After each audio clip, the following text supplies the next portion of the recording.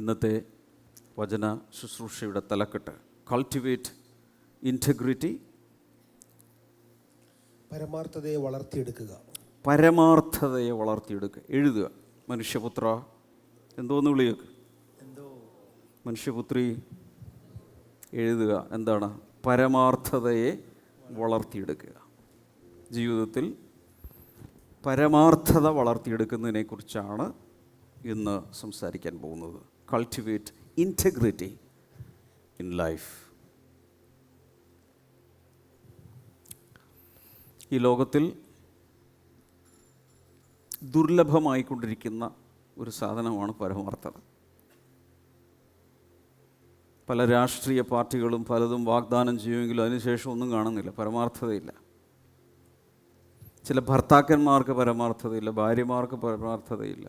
ജോലി സ്ഥലത്ത് പരമാർത്ഥമായ ജോലി ചെയ്യുന്നവരെ കിട്ടാൻ വലിയ പാടാണ്. ആത്മാർത്ഥമായിട്ട് ജോലി ചെയ്യുന്നവരെ കിട്ടാൻ പാടാണ്.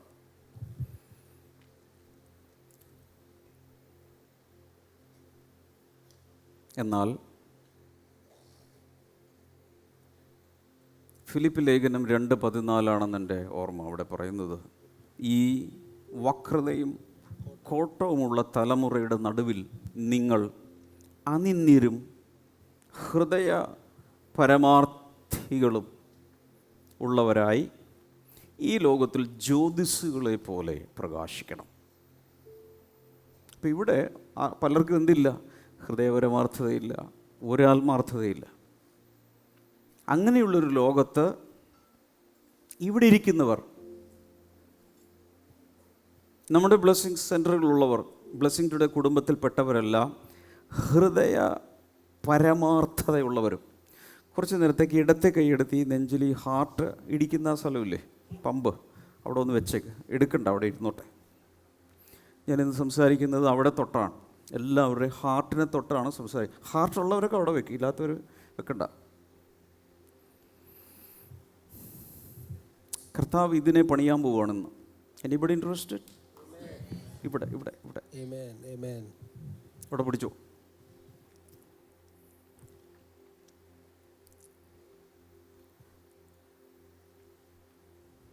ഒന്ന് പ്രാർത്ഥിച്ച, കർത്താവേ, എൻ്റെ ഹൃദയത്തെ അങ്ങ് പണിയണമേ. യിരെമ്യാവിൻ്റെ പുസ്തകത്തിൽ പറഞ്ഞിരിക്കുന്ന മനുഷ്യൻ്റെ ഹൃദയം കാപട്യമുള്ളതും വിഷമമുള്ളതുമാണ്. It's so difficult, so intricate, so complicated.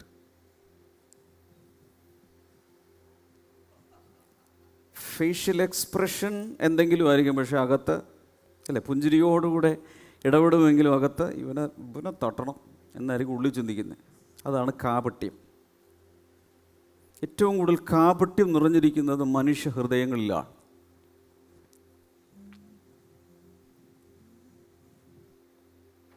ഏറ്റവും കൂടുതൽ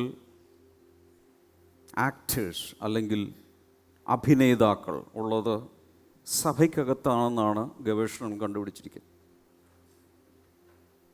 മൂവിയിലല്ല, മോളിവുഡിലോ ബോളിവുഡിലോ ഹോളിവുഡിലല്ല, എവിടെയാണ്? സഭയ്ക്കകത്താണ് ഏറ്റവും വലിയ അഭിനയിക്കുന്നവരുള്ളവർ. വളരെ മോശമായ രീതിയിലൊക്കെ പുറത്ത് ജീവിക്കുക, അകത്ത് വന്ന് ഭയങ്കര ഹോളിയായി. ഏഞ്ചൽസ് പോലും ഇത്രയും വരില്ല, വിശുദ്ധിയിൽ നിന്ന് ആരാധിക്കുകയും ചെയ്യുന്നത് കാണുമ്പോൾ. Best actors award goes to sister so and so, brother so and so. ഇവിടെ അടിച്ചിട്ട് പറ, കർത്താവേ എന്നെ ഒന്ന് മാറ്റണേ.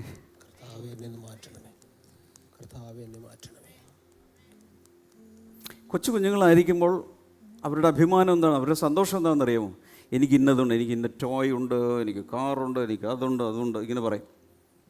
യുവാക്കന്മാർ യുവതികളായി തീരുന്ന സമയത്ത് എനിക്കിന്നത് ചെയ്യാൻ പറ്റും, അതിലാണ് അഹങ്കാരം. എന്നാൽ അഡൾട്ട്ഹുഡിലേക്ക് മുതിർന്നവരായി കഴിയുമ്പോൾ ഉള്ള ചിന്ത എന്താണെന്ന് അറിയാമോ? ഞാൻ എന്തായി ഇതുവരെ? പലതും നേടി, പലതും ചെയ്തു, പക്ഷേ കർത്താവേ, നിന്നെപ്പോലൊരു വിശുദ്ധി എനിക്ക് വന്നില്ലല്ലോ, നിന്നെപ്പോലെ ആകാൻ എനിക്ക് സാധിച്ചില്ലല്ലോ എന്നുള്ളൊരു ചിന്ത നമ്മളെ ഭരിക്കുകയാണെങ്കിൽ that is the right thing. അങ്ങനെയാണ് വേണ്ടത്.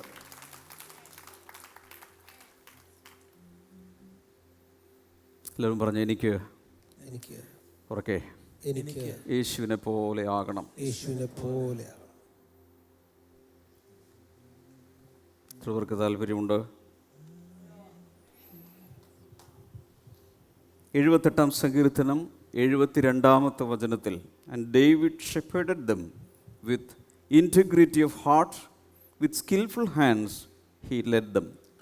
അങ്ങനെ അവൻ പരമാർത്ഥ ഹൃദയത്തോടെ അവരെ മേയിച്ചു, കൈമിടുക്കോടെ അവരെ നടത്തി. രണ്ട് കാര്യങ്ങളാണ് അവിടെ ഉള്ളത്. ദാവീദ് പരമാർത്ഥ ഹൃദയത്തോടെ അവരെ മേയിച്ചു. ദാവീദ് ദൈവജനത്തെ എങ്ങനെയാണ് മേയിച്ചത്? പരമാർത്ഥ ഹൃദയത്തോടെ മേയിച്ചു. പിന്നെ അടുത്ത ഒന്ന് വായിച്ചേ. കൈമിടുക്കോടെ അവരെ നടത്തി. ഇംഗ്ലീഷിൽ പറയുന്നത് സ്കിൽ, നല്ല നൈപുണ്യത്തോടെ അവരെ നടത്തി. അപ്പോൾ രണ്ട് കാര്യങ്ങൾ അവിടെ ഉണ്ട്. ഒന്ന് ഇൻറ്റഗ്രിറ്റി, രണ്ട് സ്കിൽ. ഇന്ന് ഇൻറ്റഗ്രിറ്റിയെക്കുറിച്ച് സംസാരിക്കും. അടുത്ത ആഴ്ചയിൽ സ്കിൽ ഡെവലപ്മെൻറ്റിനെ കുറിച്ച്. ദൈവം നമ്മിൽ ഓരോരുത്തരും തന്നിരിക്കുന്ന വൈവിധ്യമാർന്ന കഴിവുകളെ എങ്ങനെ വികസിപ്പിച്ചെടുത്ത് ഈ ലോകത്തിന് അനുഗ്രഹമായും ദൈവത്തിന് മഹത്വകരമായും മാറ്റാം എന്നതാണ് അടുത്ത ഞായറാഴ്ച. Hallelujah, praise God, praise God, praise God. David shepherded them with integrity of heart, with skillful hands he led them.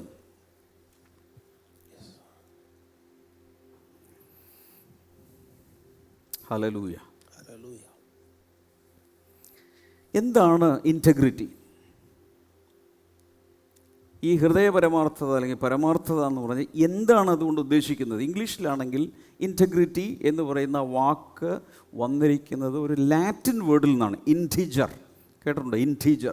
Integer എന്നുള്ള വേർഡ് അധികവും കേൾക്കുന്നത് ഗണിതശാസ്ത്രത്തിലാണ്, മാത്തമാറ്റിക്സിൽ. ഇൻറ്റിജേഴ്സ് ഉണ്ട്. ഇൻറ്റിജേഴ്സ് എന്ന് പറഞ്ഞാൽ ഹോൾ നമ്പേഴ്സ്. എനിക്ക് തോന്നുന്നതിൻ്റെ മലയാളം അവിഭാജ്യ സംഖ്യകൾ. കേട്ടിട്ടുണ്ടോ? അവിഭാജ്യ സംഖ്യകൾ. കണക്ക് ക്ലാസ്സിൽ പോയിട്ടുണ്ടോ പണ്ട്? സാർ അന്ന് പഠിപ്പിച്ചായിരുന്നു. അവിഭാജ്യ സംഖ്യകൾ, ഇൻറ്റിജേഴ്സ്. ഉദാഹരണം 1, 2, 3, 4, 5 ഇതെല്ലാം ഇൻറ്റിജേഴ്സാണ്. അതെല്ലാം പോസിറ്റീവാണ്. നെഗറ്റീവ് ഇൻറ്റിജേഴ്സ് ഉണ്ട്. -1, -2, -3, -4, -5. ഇതെല്ലാം നെഗറ്റീവ് ആയിട്ടുള്ള അവിഭാജ്യ സംഖ്യകളാണ്. എന്നാൽ 5.5 എന്ന് പറഞ്ഞാൽ അത് ഇൻറ്റിജർ അല്ല. കാരണം അതിൽ ഫ്രാക്ഷനുണ്ട്. ചില ഇതെന്നെ പറഞ്ഞാൽ ഭിന്നസംഖ്യകളിൽ നിന്ന് അല്ലേ, എന്താ പറയുക, ചെറിയ ചില്ലറയുണ്ട്. അതിൽ ചില്ലറ ഉള്ളതൊന്നും മുറിഞ്ഞു കിടക്കുന്നതൊന്നും എന്തല്ല, ഹോൾ നമ്പേഴ്സ് അല്ല. ഈ ഒരു വാക്ക് ഇൻറ്റിജർ, അതിൽ നിന്നാണ് ഏത് വാക്ക് വന്നത്? ഇൻറ്റഗ്രിറ്റി എന്ന വാക്ക്. ഹൃദയപരമാർത്ഥം എന്നുള്ള വാക്കിന് ഉപയോഗിക്കുന്ന റൂട്ട് വേർഡ് അതാണ്. അതിൻ്റെ അർത്ഥം ഹൃദയപരമാർത്ഥതയുള്ളൊരു വ്യക്തി എന്ന് പറഞ്ഞതിൻ്റെ അർത്ഥം അകത്ത് എന്തില്ല? ഫ്രാക്ഷൻസ് ഒന്നുമില്ല, പീസുകളൊന്നുമില്ല. The whole thing. അയാളെ നമുക്ക് വിശ്വസിക്കാം. ഉള്ളിൽ ക്രാക്കില്ല, ഉള്ളിൽ ഡബിൾ മൈൻഡ്, ഇരുമനസ്സില്ല. അയാൾ എന്തെങ്കിലും പറഞ്ഞാൽ അതിൻ്റെ അർത്ഥം അതാണ്.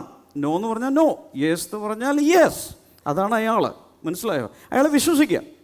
ഹൃദയ പരമാർത്ഥതയുള്ളൊരു വ്യക്തി. ദാവീദ് ദൈവജനത്തെ, ഇസ്രായേലിനെ ഹൃദയ പരമാർത്ഥതയോടെ നടത്തി. കൈമിടുക്കോടെ അവരെ കൊണ്ടുപോയി. ഹല്ലേലൂയ. കൈകൾ ഉയർത്തി ഒന്ന് പ്രാർത്ഥിക്കാമോ? അങ്ങനെ ഒരു വ്യക്തിത്വമായി ഓഗസ്റ്റ് മാസത്തിൽ ബ്ലെസ്സിങ് ടുഡേയിലുള്ള ഓരോ വ്യക്തിയെയും വളർത്തിയെടുക്കുവാൻ, വികസിപ്പിച്ചെടുക്കുവാൻ പരിശുദ്ധാത്മാവ് പദ്ധതിയിട്ടിരിക്കുന്നു. ആ പദ്ധതിയുമായി പങ്കാളിത്തം വഹിക്കാൻ ആഗ്രഹിക്കുന്നവർ രണ്ട് കൈകളും ഉയർത്തി പരിശുദ്ധാത്മാവിൻ്റെ കൈകളിലേക്ക് സമർപ്പിച്ചിട്ട് പറയാം, കർത്താവേ, എന്നെയും എൻ്റെ ഹൃദയത്തെയും ഇൻറ്റഗ്രിറ്റിയിൽ, ഹൃദയപരമാർത്ഥതയിൽ ഒന്ന് പണിതെടുക്കണമേ. പ്രാർത്ഥിക്കുക. വായ് തുറന്ന് പ്രാർത്ഥിക്കാം. പൊതുസഭ കേൾക്കുന്നത് പോലെ ശക്തമായി ഒരുമിച്ച് എല്ലാവരും ഒന്ന് പ്രാർത്ഥിക്കാൻ തുടങ്ങാം. പരിശുദ്ധാത്മാവേ എന്നെ പണിതെടുക്കണമേ, പരിശുദ്ധാത്മാവേ എന്നെ രൂപപ്പെടുത്തണമേ. ഹല്ലേലൂയ.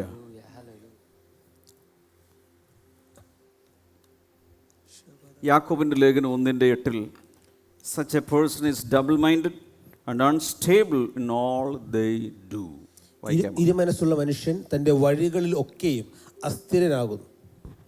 ഇരുമനസ്സുള്ള ഒരു വ്യക്തി വഴികളിലൊക്കെ എന്താകുന്നു? അസ്ഥിരനാകുന്നു.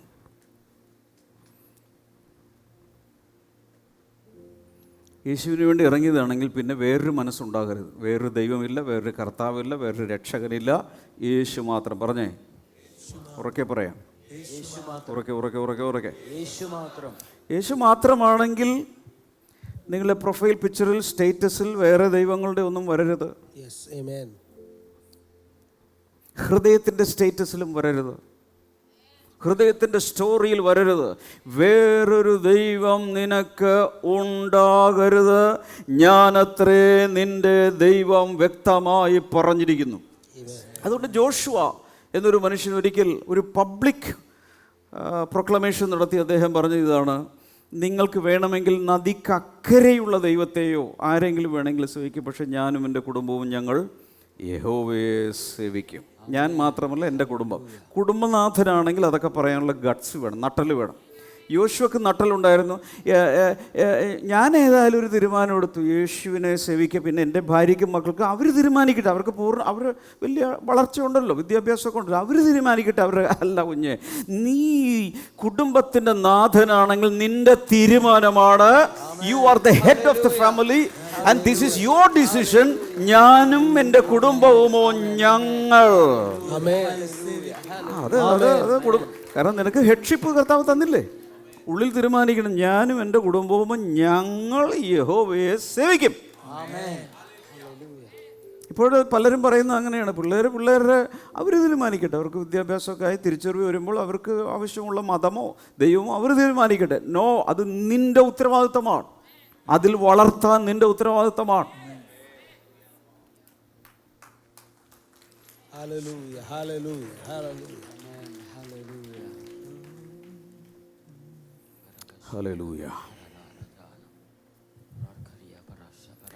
ഹൃദയ പരമാർത്ഥതയുള്ളൊരു വ്യക്തിയെ എങ്ങനെ തിരിച്ചറിയാം? പറഞ്ഞോട്ടെ.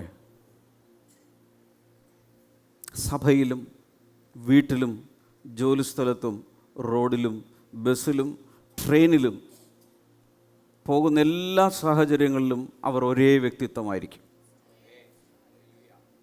അടുത്ത ആളുകൾ പറയും, ഓന്തിൻ്റെ സ്വഭാവം കാണിക്കരുത്. ഓന്തിൻ്റെ സ്വഭാവം എന്താണെന്ന് കൂടി പറഞ്ഞു കൊടുക്കുക. സാഹചര്യങ്ങൾക്കനുസരിച്ച്, ഈ കമീലിയൻ എന്ന് പറയുന്നത് സാഹചര്യങ്ങൾക്കനുസരിച്ച് ഓന്തെന്ത് ചെയ്യും? പച്ച ഇലകളുടെ നടുവിലിരിക്കുമ്പോൾ അതെന്ത് ചെയ്യും? പെട്ടെന്ന് അതങ്ങ് പച്ചയായി മാറും. I M green, I am also green. ഇപ്പോഴത്തെ ഒരു ഉണങ്ങിയ മരത്തിൻ്റെ മുകളിൽ കയറിയിരിക്കുന്ന സമയത്ത് പെട്ടെന്ന് അതെന്ത് ചെയ്യും? ആ മരത്തിൻ്റെ ഉണങ്ങിയ ആ കളറിലേക്ക് അതങ്ങ് മാറിക്കൊടുക്കും. മനസ്സിലാവുന്നുണ്ടോ? ബ്രൗൺ ആണെങ്കിൽ ബ്രൗണിലോട്ട് മാറും. അതിനൊരു എസ്കേപ്പ് മെക്കാനിസമാണ്, ശരിയാണ്. പക്ഷേ അടുത്ത ആളുകൾ പറയും, അവസരവാദിയായിട്ട് ജീവിക്കരുത്. ഓഫീസ് കഴിയുമ്പോൾ ഞങ്ങൾക്കൊരു പാർട്ടി ഉണ്ട്, അതിൽ ചില സാധനമൊക്കെ വിളമ്പും. അത് സഭയിലും അതിൻ്റെ പോലത്തെ എന്തോ ഒരു വീഞ്ഞ് നിങ്ങൾ കൊടുക്കുന്നില്ലേ, അതുകൊണ്ട് ഞാൻ അവിടെ എന്ത് ചെയ്യും? അവിടെ ഇത്രയേ കിട്ടുള്ളൂ, ഞങ്ങളിവിടെ എന്ത് ചെയ്യും? മൊത്തം കുപ്പി കുടിക്കും. നീ ഓന്താണ്, ഓന്ത് വിശ്വാസി. നിനക്ക് ഹൃദയ പരമാർത്ഥതയില്ല.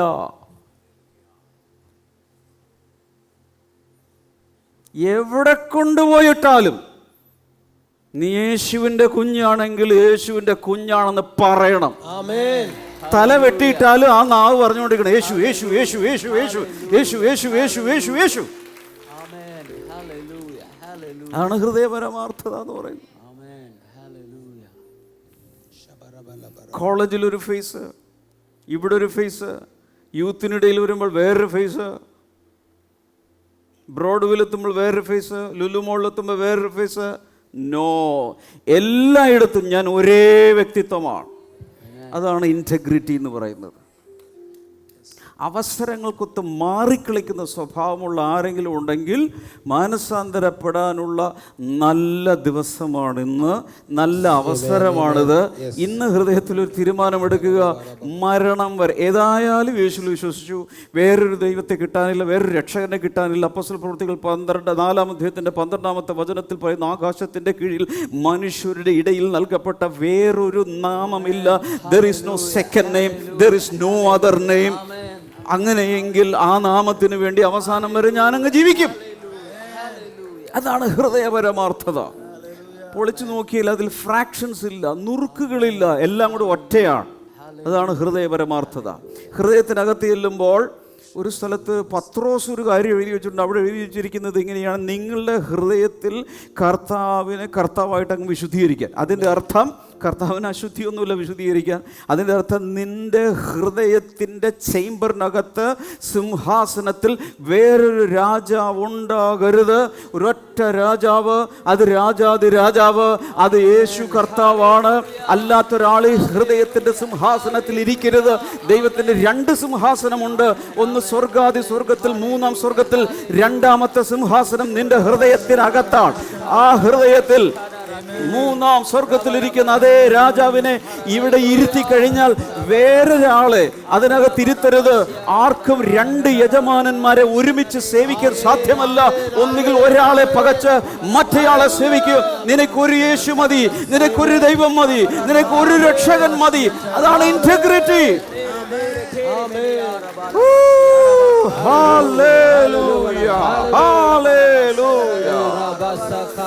Blessing today. കുടുംബങ്ങൾക്കകത്ത് ഹൃദയ പരമാർത്ഥികൾ എഴുന്നേൽക്കട്ടെ.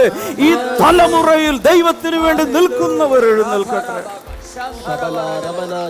അന്യഭാഷ വർക്ക് ചെയ്യുന്നുണ്ടെങ്കിൽ വർക്ക് ചെയ്യട്ടെ. പറഞ്ഞോ, വായിൽ അന്യഭാഷ വരുന്നുണ്ടെങ്കിൽ പറഞ്ഞോ, അന്യഭാഷകളിൽ പ്രാർത്ഥിച്ചോ.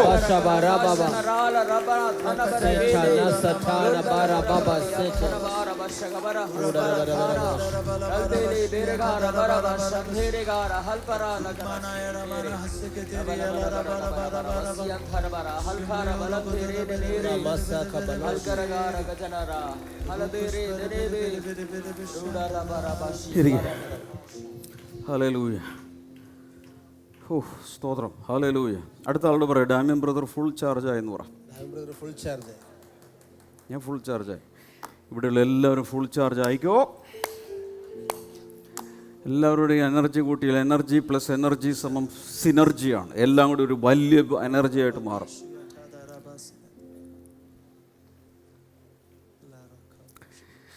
Integrity is not perfection. ഒത്തിരി പേര് വിചാരിക്കുന്നത് ഇൻറ്റഗ്രിറ്റി എന്ന് പറഞ്ഞാൽ പരിപൂർണതയിലൊക്കെ അങ്ങനെയൊക്കെ ജീവിക്കാൻ ഈ കാലത്ത് ആർക്കെങ്കിലും സാധിക്കും. ആർക്കും പറ്റില്ല. ദൈവം ഒരുവനല്ലാതെ പൂർണ്ണതയുള്ളതായിട്ട് ആരുമില്ല. ദൈവം അത് പ്രതീക്ഷിക്കുന്നുമില്ല. നമ്മളിൽ നിന്ന് ആരിൽ നിന്നും പൂർണ്ണത കർത്താവ് പ്രതീക്ഷിക്കുന്നില്ല. പൂർണ്ണതയിലേക്ക് നമ്മൾ വളർന്നുകൊണ്ടിരിക്കുകയാണ്. അവൻ വരുമ്പോൾ നാം അവനെ പോലെയാകും. അന്ന് സമ്പൂർണ്ണത വരും. ഭാഗികമായതെല്ലാം തീർന്നു പോകും. ഭാഗികമായി തീർന്നു പോകുന്ന ബൈബിൾ കംപ്ലീറ്റ് ആവുന്ന കാര്യമല്ല പറഞ്ഞത്. യേശു വരുമ്പോൾ നമ്മുടെ ഷോർട്ട് കമ്മിങ്സ് മാറി നമ്മൾ അവനെ പോലെയാകും. മേഘത്തേറിൽ യേശു കർത്താവ് 2ാമത് വരുമ്പോൾ, നാം ഭൂമിയിൽ നിന്ന് എടുക്കപ്പെടുമ്പോൾ, അവനോടൊപ്പം ഒരുമിച്ച് നിൽക്കുമ്പോൾ നാം അവനെ പോലെ ഇരിക്കും. ഇപ്പോൾ വളർന്നുകൊണ്ടിരിക്കുക. എന്നാൽ ഇന്റഗ്രിറ്റി മീൻസ് കൺസിസ്റ്റൻസി. ഒരു സ്ഥിരത വേണം. ഹൃദയപരമാർത്ഥത ഇല്ലെങ്കിൽ ഹൃദയത്തിന് സ്ഥിരതയുമില്ല. അങ്ങനെയുള്ളവർ ഇരുമനസ്സുള്ളവരാകുന്നു. കാറ്റിനാൽ ആടി ഉലയുന്നത് പോലെയാകുന്നു.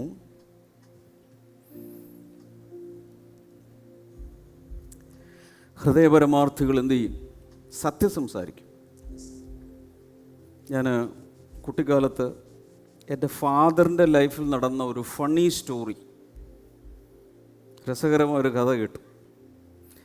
അദ്ദേഹം ഒരു ബാലനായിരുന്ന കാലത്ത് ഞങ്ങളുടെ വീട്ടിൽ പശു ഉണ്ടായിരുന്നു. അപ്പോൾ അദ്ദേഹത്തിൻ്റെ പാരൻസ്, എൻ്റെ ഗ്രാൻഡ് പാരൻസ്, ഈ പശുക്കളെ വളർത്തി പാല് പല വീടുകളിൽ കൊണ്ടുപോയി കൊടുക്കും. അപ്പോൾ മാസത്തിൽ അതിൻ്റെ എമൗണ്ട് കിട്ടും. മിൽമയൊന്നുമില്ലല്ലോ ഒന്ന്. അപ്പോൾ ആ കാലത്ത് എൻ്റെ ഫാദറിൻ്റെ ഡ്യൂട്ടിയാണ് എന്ത് ചെയ്യുക, പാത്രങ്ങളിൽ ചെറിയ ചെറിയ പാത്രങ്ങളിൽ പാലെടുത്തിട്ട് എന്ത് ചെയ്യുക, പറഞ്ഞിരിക്കുന്ന വീടുകളിലെല്ലാം കൊണ്ടുപോയി കൊടുക്കണം. അദ്ദേഹത്തിൻ്റെ ജോലിയാണ്. അദ്ദേഹം വീട്ടിലെ ഏറ്റവും ഇളയ മോനാണ്. അങ്ങനെ അദ്ദേഹം എല്ലാ ദിവസവും പോകുന്ന ഒരു ദിവസം പോകുന്ന വഴിക്ക് പിള്ളേരല്ലേ കുസൃതി എന്തൊക്കെ കാണിച്ചു. ഈ കൊണ്ടുപോകുന്ന ആ ജഗ് പോലെ പാത്രത്തിൽ നിന്ന് കുറേ പാലങ്ങ് പുറത്തു പോയി. ഇനി തിരിച്ചു പോയാൽ വീട്ടിൽ അടി കിട്ടും. അങ്ങോട്ട് ചെന്ന് കഴിഞ്ഞാൽ എന്താ കുട്ടി പാല് ബാക്കിയുടെ നീ കുടിച്ചോന്ന് ചോദിക്കും. നീ കുടിച്ചതാണോ പോയതാണോ എന്ന് അറിയില്ല, സാധനം ഷോർട്ടേജായി. അദ്ദേഹം ഒരു നല്ലൊരു പരിപാടി കണ്ടുപിടിച്ചു. തൊട്ടടുത്തൊരു കനാലുണ്ട്, ഒരു തോട്. ആ തോട്ടിലേക്ക് അങ്ങ് ഇറങ്ങി എന്ത് ചെയ്തു, അതിലങ്ങ് ഫില്ല് ചെയ്തു. ഒന്നും അറിയാത്ത രീതിയിൽ ആ വീട്ടിൽ കൊണ്ടുപോയി കൊടുത്തു. അവർ നോക്കിയപ്പോൾ തന്നെ പറഞ്ഞു, മോനെ ഇതിൽ വെള്ളം കൂട്ടിയോ? അപ്പം എൻ്റെ ഫാദർ പറഞ്ഞു, ഇല്ല ഇല്ല. മോനെ ഇതിൽ വെള്ളം കൂട്ടിയില്ലേ? ഇല്ല ചേച്ചി, ഞാൻ കൂട്ടിയിട്ടില്ല. കൂട്ടിയില്ലേ മോനെ? നോക്കിയേ, ഇതിനകത്തൊരു മീൻ കിടക്കുന്നു.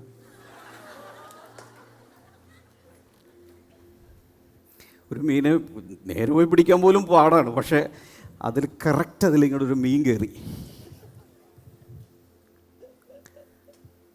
അതുകൊണ്ട് കർത്താവ് പറഞ്ഞു, ഈ വെളിപ്പെടാനുള്ളതല്ലാതെ മറഞ്ഞിരിക്കുന്നതായി ഒന്നുമില്ല. എന്ത് മറച്ചു വെച്ചാലും നാളെ അത് പുറത്തു വരും.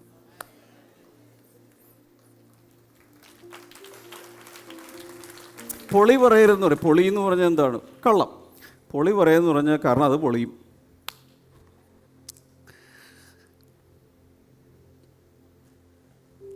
അതേസമയത്ത് നമ്മൾ ഇൻറ്റഗ്രിറ്റി കാണിക്കുകയാണെങ്കിൽ തെറ്റെന്ന് സമ്മതിക്കണം. അത് ചേച്ചി എൻ്റെ കയ്യിൽ നിന്ന് പാല് പോയി, പ്രശ്നം കഴിഞ്ഞു.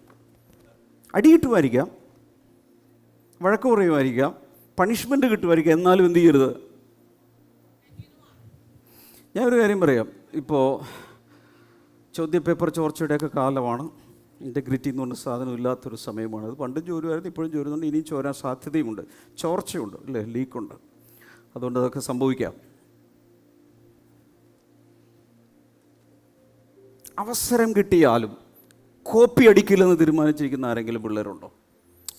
കിട്ടുവാണ് ഇങ്ങോട്ട്, ഫ്രീ ആയിട്ട് കിട്ടുമോ? എന്നാലും ഞാൻ കോപ്പി അടിക്കില്ല.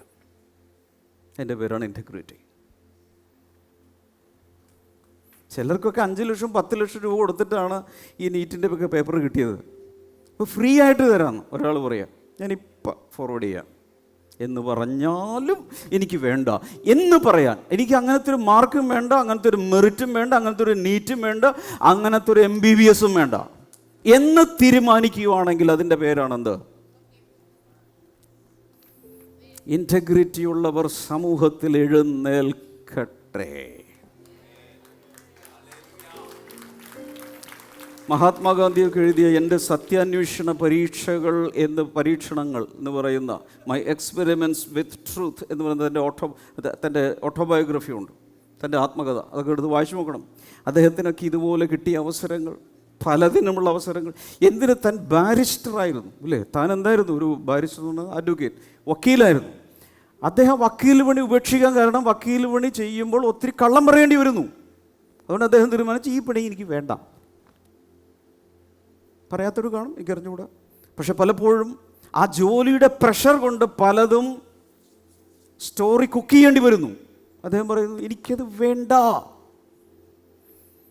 നിങ്ങൾക്ക് എല്ലാവർക്കും അറിയാം, അദ്ദേഹം മരിക്കുന്ന സമയത്ത് അദ്ദേഹം ഉപയോഗിച്ചിരുന്ന ബൈബിൾ, മഹാത്മാഗാന്ധി ഉപയോഗിച്ചിരുന്ന ബൈബിൾ, അത് തുറന്നു നോക്കുമ്പോൾ മത്തായി എഴുതിയ സുവിശേഷം 5, 6, 7 അധ്യായങ്ങളുടെ പേജുകൾ മുഷിഞ്ഞിരുന്നു. കാരണം എപ്പോഴും അദ്ദേഹം അത് വായിക്കുമായിരുന്നു. വായിച്ച് അത് മുഴുവൻ മുഷിഞ്ഞിരിക്കുകയാണ്. അതിൽ നിന്നാണ് അദ്ദേഹം അഹിംസയും, ഒരു കാരണത്തടിച്ചാൽ മറ്റേ കാരണം കാണിച്ചു കൊടുക്കുക, ഈ സിദ്ധാന്തങ്ങളെല്ലാം അദ്ദേഹത്തിന് കിട്ടിയത് അതിൽ നിന്നാണ്.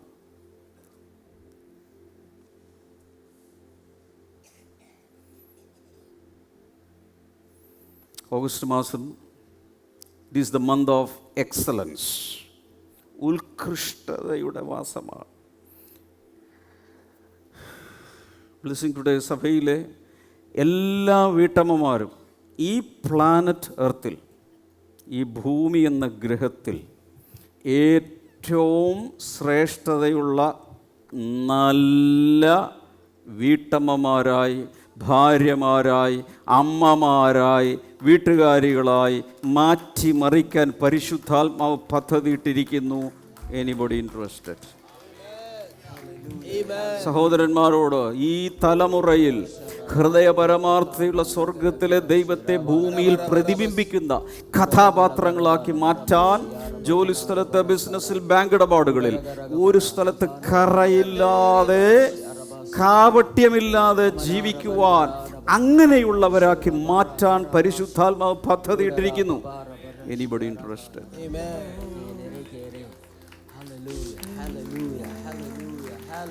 എല്ലാവർക്കും മനസ്സിലാകാവുന്ന മലയാള ഭാഷയിൽ പറയുവാണെങ്കിൽ ഹൃദയപരമാർത്ഥത എന്ന് പറയുന്നത് കാപട്യമില്ലായ്മയാണ്. കപടതയില്ലാതെ ജീവിക്കുക, പൊയ്മുഖങ്ങളില്ലാതെ ജീവിക്കുക, മാസ്കുകളില്ലാതെ ജീവിക്കുക. കൈകൾ ഉയർത്തി പ്രാർത്ഥിക്കാം. Oh my Jesus, help me Lord. പ്രാർത്ഥിക്കാം, പ്രാർത്ഥിക്കാം, പ്രാർത്ഥിക്കാം.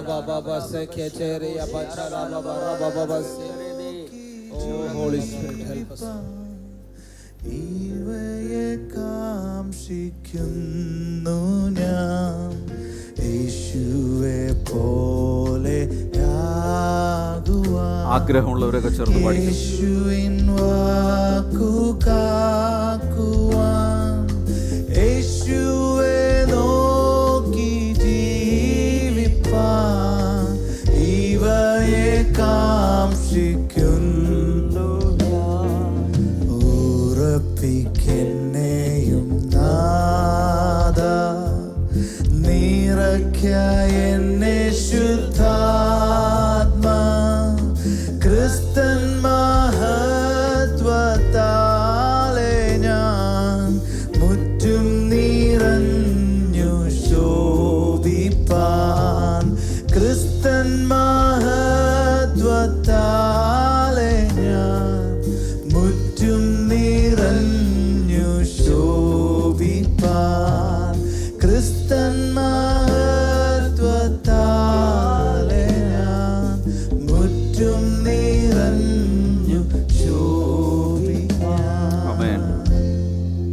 ദാനിയേൽ പ്രവാചകന്റെ പുസ്തകം 6-ാം അധ്യായത്തിന്റെ 4-ാം വചനത്തിൽ, they could find no corruption in him because he was trustworthy and neither corrupt nor negligent.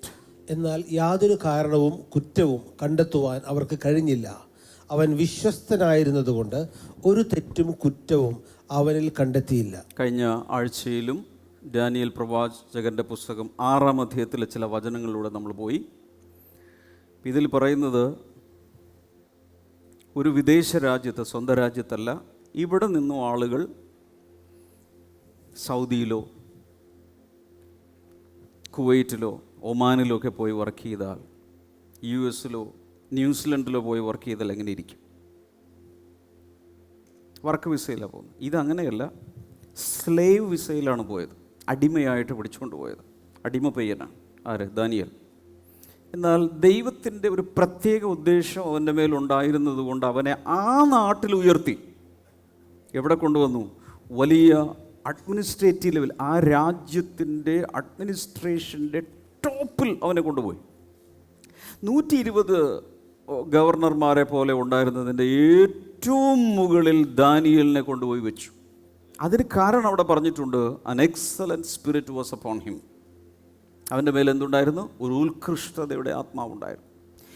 ഈ മാസത്തിൽ, ഓഗസ്റ്റ് മാസത്തിൽ, പ്ലീസ് ലിസൺ ടു മീ, ഈ മാസത്തിൽ ഉത്കൃഷ്ടതയുടെ ആത്മാവിനെ ദൈവം തൻ്റെ ജനത്തിൻ്റെ മേൽ പകരുന്ന മാസമാണ്. വേണമെങ്കിൽ ഇത് വെള്ളപ്പൊക്കത്തിൻ്റെ മാസമായിട്ട് വിശ്വസിക്കാം. പക്ഷെ ആത്മീയമായി ദൈവം തൻ്റെ കുഞ്ഞുങ്ങളുടെ മേൽ ശ്രേഷ്ഠതയുടെ, ഉത്കൃഷ്ടതയുടെ ആത്മാവിനെ പകരുന്നൊരു മാസമാണ്. എന്തു ചെയ്താലും ബെസ്റ്റ്.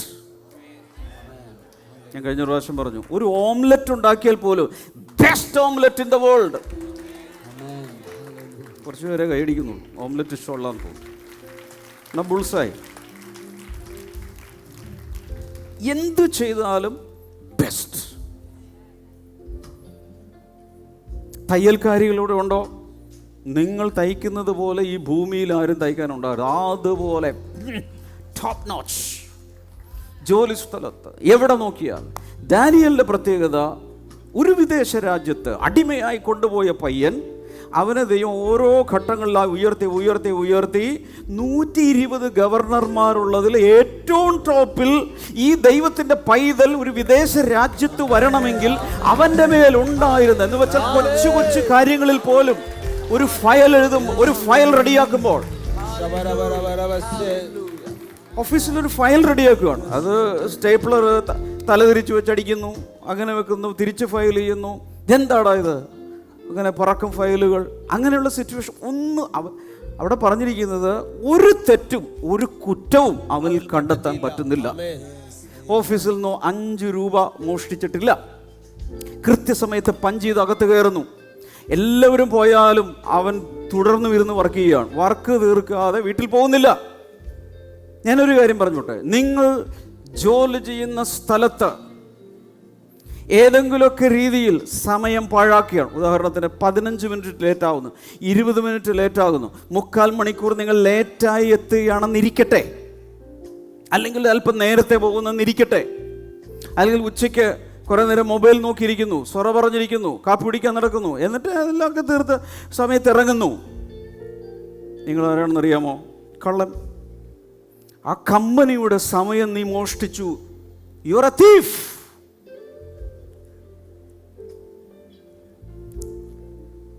ആ കമ്പനിയുടെ വർക്ക് ഫോഴ്സ്, ഹ്യൂമൻ റിസോഴ്സസ് മോഷ്ടിച്ചു. ടെക്നിക്കലി യു ആർ എ കള്ളൻ അല്ലെങ്കിൽ കള്ളി. അപ്പം ഇവന് ഒരാൾ ഓഫീസിലോ ഏതെങ്കിലും ഒരു സിസ്റ്റത്തിലോ ഉയർന്നാൽ ഉടനെ ആരുണ്ടായിരിക്കും? കുറേ ശത്രുക്കളുണ്ടായിരിക്കും. പ്രൊമോഷനെ തടുക്കാൻ ശ്രദ്ധിക്കുന്നുണ്ടോ നിങ്ങൾ? ഇയാളെ പ്രൊമോഷൻ തടുക്കുക, ഇയാളെ ഇൻക്രിമെൻ്റ് തടുക്കാൻ, ഇയാൾക്ക് അന്യഗ്രഹത്തിലോട്ടൊരു ട്രാൻസ്ഫർ മേടിക്കാൻ ഒക്കെ ആയിട്ട് കുറേ ശത്രുക്കൾ എഴുന്നേ. ഒരാൾ ഉയർച്ചയിൽ ആർക്കും വലിയ സന്തോഷമൊന്നുമില്ലല്ലോ, പൂമാല ഇട്ട് സ്വീകരിക്കില്ലല്ലോ. ഈ ദാനിയേലിനെതിരെ ഒത്തിരി പേര് എഴുന്നേറ്റു ശത്രുക്കളായിട്ട്. ഇവനെങ്ങനെയെങ്കിലും എന്ത് ചെയ്യരുത്? മുകളിലോട്ട് വിടരുത്.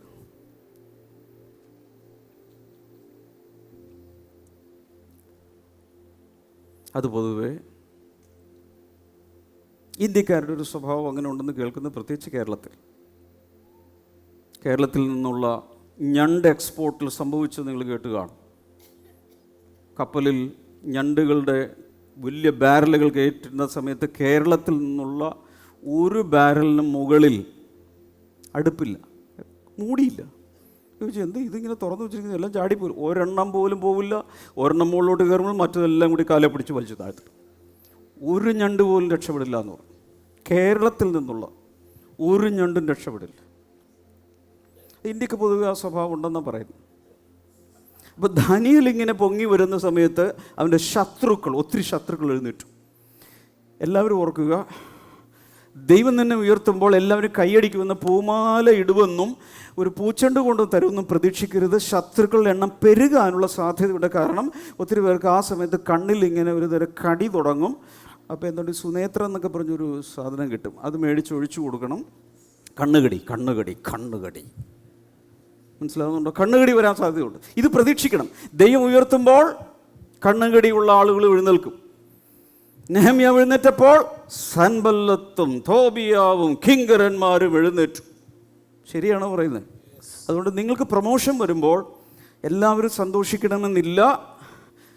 കുറേ പേര് കൈ തന്നാലും അത് വേറെ അർത്ഥത്തിലായിരിക്കാൻ സാധ്യതകളുണ്ട്.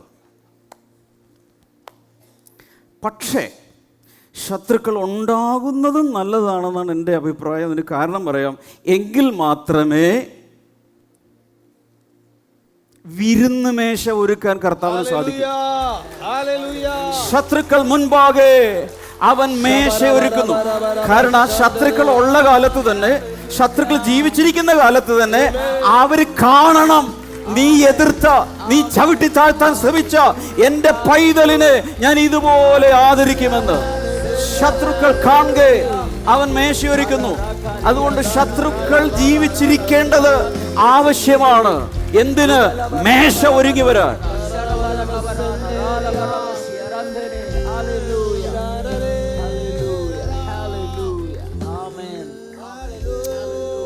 ഹല്ലേലൂയ.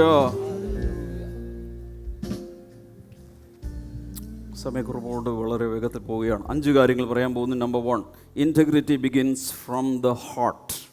പരമാർത്ഥത ഹൃദയത്തിൽ നിന്ന് ആരംഭിക്കുന്നു. വീണ്ടും ആ കയ്യ് ഹാർട്ടിൻ്റെ അവിടെ കൊണ്ടുപോയി വെക്കുക. എന്നിട്ട് പറയുക, ഹൃദയ പരമാർത്ഥത ഹൃദയത്തിൽ നിന്ന് ആരംഭിക്കുന്നു. പറഞ്ഞേ, പരമാർത്ഥത ഹൃദയത്തിൽ നിന്ന് ആരംഭിക്കും. ഇവിടെ നിന്നാണ് അത് തുടങ്ങുന്നത്. ഏറ്റവും ഹൃദയപരമാർത്ഥതയുള്ള വ്യക്തിത്വം ദൈവമാണ്. അതിൻ്റെ അർത്ഥം ദൈവത്തിൻ്റെ സ്വഭാവം മാറില്ല, മൂഡ് മാറില്ല. നമ്മുടെയൊക്കെ മൂഡ് മാറുന്ന പോലെ ദൈവത്തിന് മൂഡ് മാറില്ല. ദൈവം ബൈപ്പോളർ അല്ല, മൂഡ് സ്വിങ്സ് ഇല്ല. രാവിലെ ഉച്ചയ്ക്കും വൈകിട്ടും പല പല സ്വഭാവം കാണിക്കുന്ന പരിപാടി. രാവിലെ 2 മണിക്ക് എഴുന്നേറ്റ് പ്രാർത്ഥിക്കുമ്പോൾ കർത്താവ് ഇങ്ങനെ ഉറക്കം നോക്കിയിരിക്കും, പോവച്ചേ ഇപ്പോൾ പ്രാർത്ഥിക്കാൻ വരില്ല, ഞാനും ഇത്തിരി റെസ്റ്റ് ചെയ്യുന്ന സമയം. അങ്ങനെ ദൈവം ചെയ്യില്ല. കാരണം അവൻ ഉറങ്ങുന്നില്ല, മയങ്ങുന്നില്ല, എപ്പോഴും അലേർട്ടാണ്. അതുപോലുള്ള വേറൊരു വ്യക്തിത്വം ഇല്ല. ദൈവത്തിന് മൂഡ് മാറ്റം ഇല്ല. ദൈവത്തിൻ്റെ സ്റ്റാൻഡേർഡുകൾ മാറുകയില്ല, ദൈവത്തിൻ്റെ പ്രിൻസിപ്പിൾസ് മാറുകയില്ല, ദൈവത്തിൻ്റെ കൽപ്പനകൾക്ക് മാറ്റമില്ല, ദൈവത്തിൻ്റെ സ്വഭാവത്തിന് മാറ്റമില്ല. സംഖ്യാപുസ്തകം 23:19 കാണുന്നത്, മനസ്സ് മാറാനും കള്ളം പറയാനും അവൻ മനുഷ്യനുമല്ല, മനുഷ്യപുത്രനുമല്ല. എബ്രായലേഖനം 13:8 യേശുവിനെക്കുറിച്ച് പറഞ്ഞിരിക്കുന്ന ഒരു സവിശേഷത, യേശു ക്രിസ്തു ഇന്നലെയും ഇന്നും എന്നേക്കും അന്യനാകുന്നു. അന്യനല്ല, അനന്യനാകുന്നു എന്ന് വെച്ചാൽ അവർക്ക് പറയൂ, മാറ്റമില്ലാത്തവനാകും. 2024-ലും 25-ലും 2026-ലും 2027-ലും 28-ലും 2030-ലും ഇനി അങ്ങോട്ട് എത്ര വർഷമുണ്ട്, അപ്പോഴൊന്നും യേശുവിൻ്റെ സ്വഭാവത്തിനോ രീതികൾക്കോ ഒന്നിനും മാറ്റമില്ല.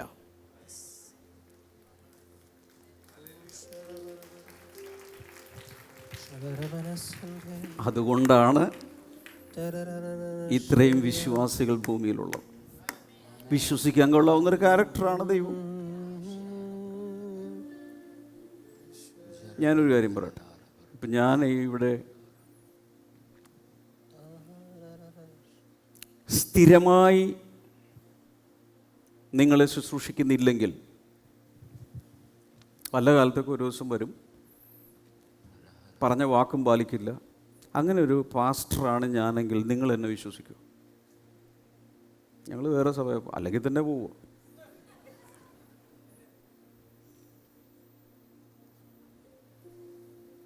വിശ്വസിക്കാൻ കൊള്ളാവുന്ന ഒരു ക്യാരക്ടറാണെങ്കിൽ മാത്രമേ ആളുകൾ നമ്മളെ വിശ്വസിക്കൂ. ഇതിലേറ്റവും കൂടുതൽ വിശ്വസിക്കാൻ കൊള്ളാവുന്ന ദൈവമാണ്. കാരണം മാറ്റങ്ങളില്ല.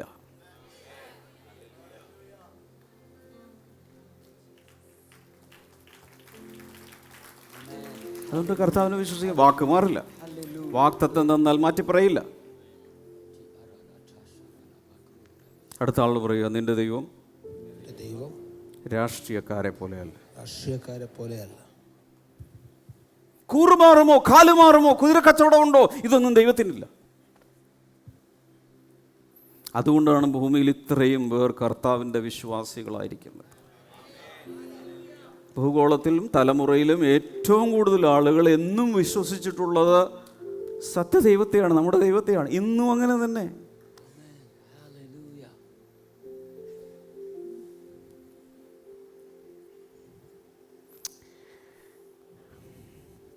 സദൃശവാക്യങ്ങൾ 4:23 Above all else, guard your heart, for everything you do flows from it. സകല ജാഗ്രതയോടും കൂടെ നിന്റെ ഹൃദയത്തെ കാത്തുകൊള്ളുക, ജീവന്റെ ഉദ്ഭവം അതിൽ നിന്നല്ലോ ആകുന്നത്. വീണ്ടും ഇവിടെ പിടിക്കുക, ജീവന്റെ ഉത്ഭവം പറയും എൻ്റെ ഹൃദയത്തിൽ നിന്നാവും. ഹൃദയത്തിൽ നിന്നാണ്. സകലത്തിൻ്റെ ഉത്ഭവം ഹൃദയത്തിൽ നിന്നാവും. ഒരാൾ പെട്ടെന്നൊരു തെറ്റ് ചെയ്യുമ്പോഴേക്കും അത് പെട്ടെന്നൊരു അബദ്ധമാണെന്ന് ആരും ചിന്തിക്കരുത്. അത് വർഷങ്ങളായി ഈ ഹൃദയത്തിൽ ഇങ്ങനെ കിടന്ന് കറങ്ങിയതാണ് ഇപ്പോൾ പ്രവൃത്തിയിൽ വന്നത്. ഉദാഹരണത്തിന് ദാവീദ് ഒരു വ്യഭിചാരം ചെയ്ത ഒരു സംഭവം ബൈബിളിൽ രേഖപ്പെടുത്തിയിട്ടുണ്ട്, ബത്ശേബ. പക്ഷെ അതിനു മുമ്പേ തൻ്റെ അകത്ത് കുറേ നാളുകളായിട്ട് ആ പാപം കിടപ്പുണ്ടായിരുന്നു. അത് പുറത്തേക്ക് വന്നേ ഉള്ളൂ. ഇസ്കരിയോത്ത യൂദ യേശുവിനെ ഒറ്റ പ്രാവശ്യം ഒറ്റ കൊടുത്തിട്ടുള്ളൂ. അത് പെട്ടെന്നൊരു അബദ്ധം പറ്റിയതാണെന്ന് ചിലർ വ്യാഖ്യാനിക്കാറുണ്ട്. അവനിങ്ങനെ വിചാരിച്ചു, പക്ഷെ അങ്ങനെയല്ല.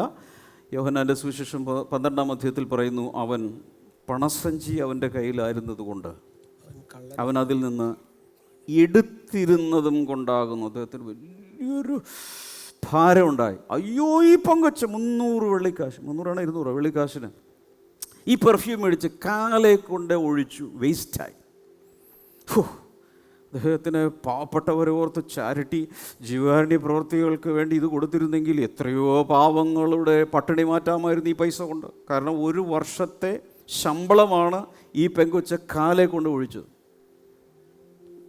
അവിടെ എഴുതിയിരിക്കുന്നത് എന്താണ്? അത് കള്ളനായിരുന്നത് കൊണ്ട്, പെട്ടെന്ന് കള്ളനായതല്ല. He was a thief. പിന്നെ പണസഞ്ചി തന്റെ പക്കലായിരുന്നത് കൊണ്ടും അതിൽ നിന്ന് എടുത്തു വന്നിരുന്നത് കൊണ്ടുമായിരുന്നു. ഒറ്റയടിക്കല്ല ആരും പിടിക്കപ്പെടുന്നത്. കുറേ നാളായിട്ട് അതവിടെ കിടപ്പുണ്ടായിരുന്നു. എവിടെ നിന്ന് ഇത് വരുന്നത്? ഹൃദയത്തിൽ നിന്ന്. ഇതുപോലെ തന്നെ ഹൃദയപരമാർത്ഥതയും എവിടെ നിന്നാണ് വരുന്നത്? ഹൃദയത്തിൽ നിന്നാണ്. ഹൃദയ വിചാരങ്ങൾ എപ്പോഴും ശ്രദ്ധിക്കണം. കാരണം ഹൃദയ വിചാരങ്ങളിൽ നിന്നാണ് വാക്കുകൾ പുറത്തേക്ക് വരുന്നത്. വാക്കുകൾ എപ്പോഴും ശ്രദ്ധിക്കണം. കാരണം വാക്കുകളാണ് പ്രവൃത്തികളായി മാറുന്നത്. പ്രവൃത്തികൾ എപ്പോഴും ശ്രദ്ധിക്കണം. കാരണം പ്രവൃത്തികളാണ് ശീലങ്ങളായി മാറുന്നത്. ശീലങ്ങൾ എപ്പോഴും ശ്രദ്ധിക്കണം. കാരണം ശീലങ്ങളാണ് സ്വഭാവമായി മാറുന്നത്.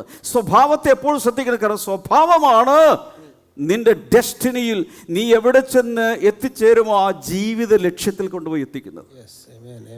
അതൊരു ചെയിനാണ്. തുടങ്ങുന്നത് എവിടെ നിന്നാണ്? ഇവിടെ നിന്ന്.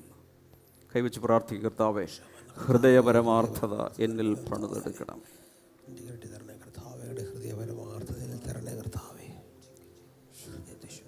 ഭാര്യമാരെ പറ്റിക്കുന്ന പുരുഷന്മാരുണ്ട്, വഞ്ചിക്കുന്നവരുണ്ട്, പല സ്ത്രീകളുമായി ബന്ധം പുലർത്തി ജീവിക്കുന്നവരുണ്ട്. ഒന്നും അറിയാത്ത നല്ല നിഷ്കളങ്കനായ കുട്ടിയെപ്പോലെ വീടിനകത്ത് കയറുകയും ചെയ്യും. പക്ഷേ എന്നും ഇതുപോലെ ഇരിക്കില്ല. ഒരു ദിവസം ഇതെല്ലാം കൂടെ പുറത്തു വരും. തിരിച്ചും ഭാര്യമാരാരെങ്കിലും ഭർത്താക്കന്മാരെ വഞ്ചിക്കുന്നുണ്ടെങ്കിൽ എന്നും ഒരേപോലെ ഇരിക്കില്ല പെങ്കൊച്ചെ. ഒരു ദിവസം നീ പിടിക്കപ്പെടും. വ്യഭിചാരക്കുറ്റത്തിൽ ഒരു പെങ്കൊച്ചിനെ പിടിച്ച് യേശുവിന് മുമ്പിൽ കൊണ്ടുവന്നു. കർത്താവ് അവളെ കല്ലെറിയാൻ സമ്മതിച്ചില്ല, അവളെ വിടുവിച്ചു. പക്ഷെ ഒരു കാര്യം ഓർക്കണം, അവൾ ആദ്യത്തെ പ്രാവശ്യമാണോ ചെയ്തത്? No, that was a life. ഒരു ദിവസം പിടിക്കപ്പെട്ടു. പക്ഷേ കർത്താവ് ക്ഷമിക്കും.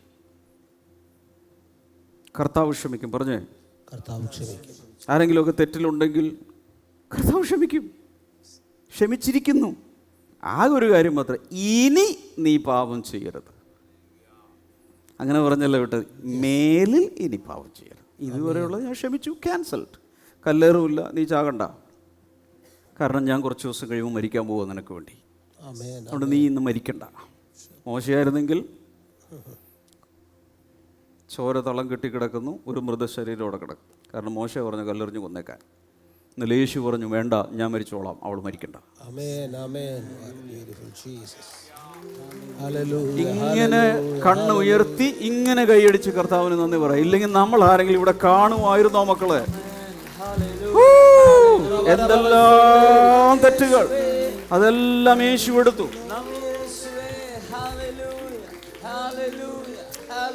2 എഴുതുക. Integrity is uncompromising. പരമാർത്ഥത വിട്ടുവീഴ്ചയില്ലാത്തതാണ്. പരമാർത്ഥതയ്ക്ക് വിട്ടുവീഴ്ചയില്ല. എഴുതി വെക്കുക.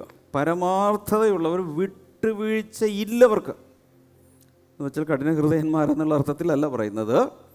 അവർ തെറ്റും ശരിയും കൂട്ടിക്കുഴക്കയില്ല, നന്മയും തിന്മയും കൂട്ടിക്കുഴക്കയില്ല, അവർ ഇരുട്ടും വെളിച്ചവും തമ്മിൽ മിക്സർ ഉണ്ടാക്കുകയില്ല, കറുപ്പും വെളുപ്പും ചേർത്ത് അവർ ഗ്രേ നിറം ഉണ്ടാക്കുന്ന പരിപാടിയില്ല. ഉൽപ്പത്തി പുസ്തകം 39:10. Though she spoke to Joseph day after day, he refused. അവൾ ദിനം പ്രതിയും യോസേഫിനോട് പറഞ്ഞിട്ടും അവളോടുകൂടെ ശയിപ്പാനോ അവളുടെ അരികെ ഇരിപ്പാനോ അവൻ അവളെ അനുസരിച്ചില്ല. എല്ലാവർക്കും കഥ അറിയാം. യോസഫിൻ്റെ ആ സമയത്ത് തന്നൊരു അടിമയാണ്. ദാനിയേലിനെ പോലെ തന്നെ വേറൊരു രാജ്യത്ത് അടിമയായി ജീവിക്കുന്ന സമയത്ത്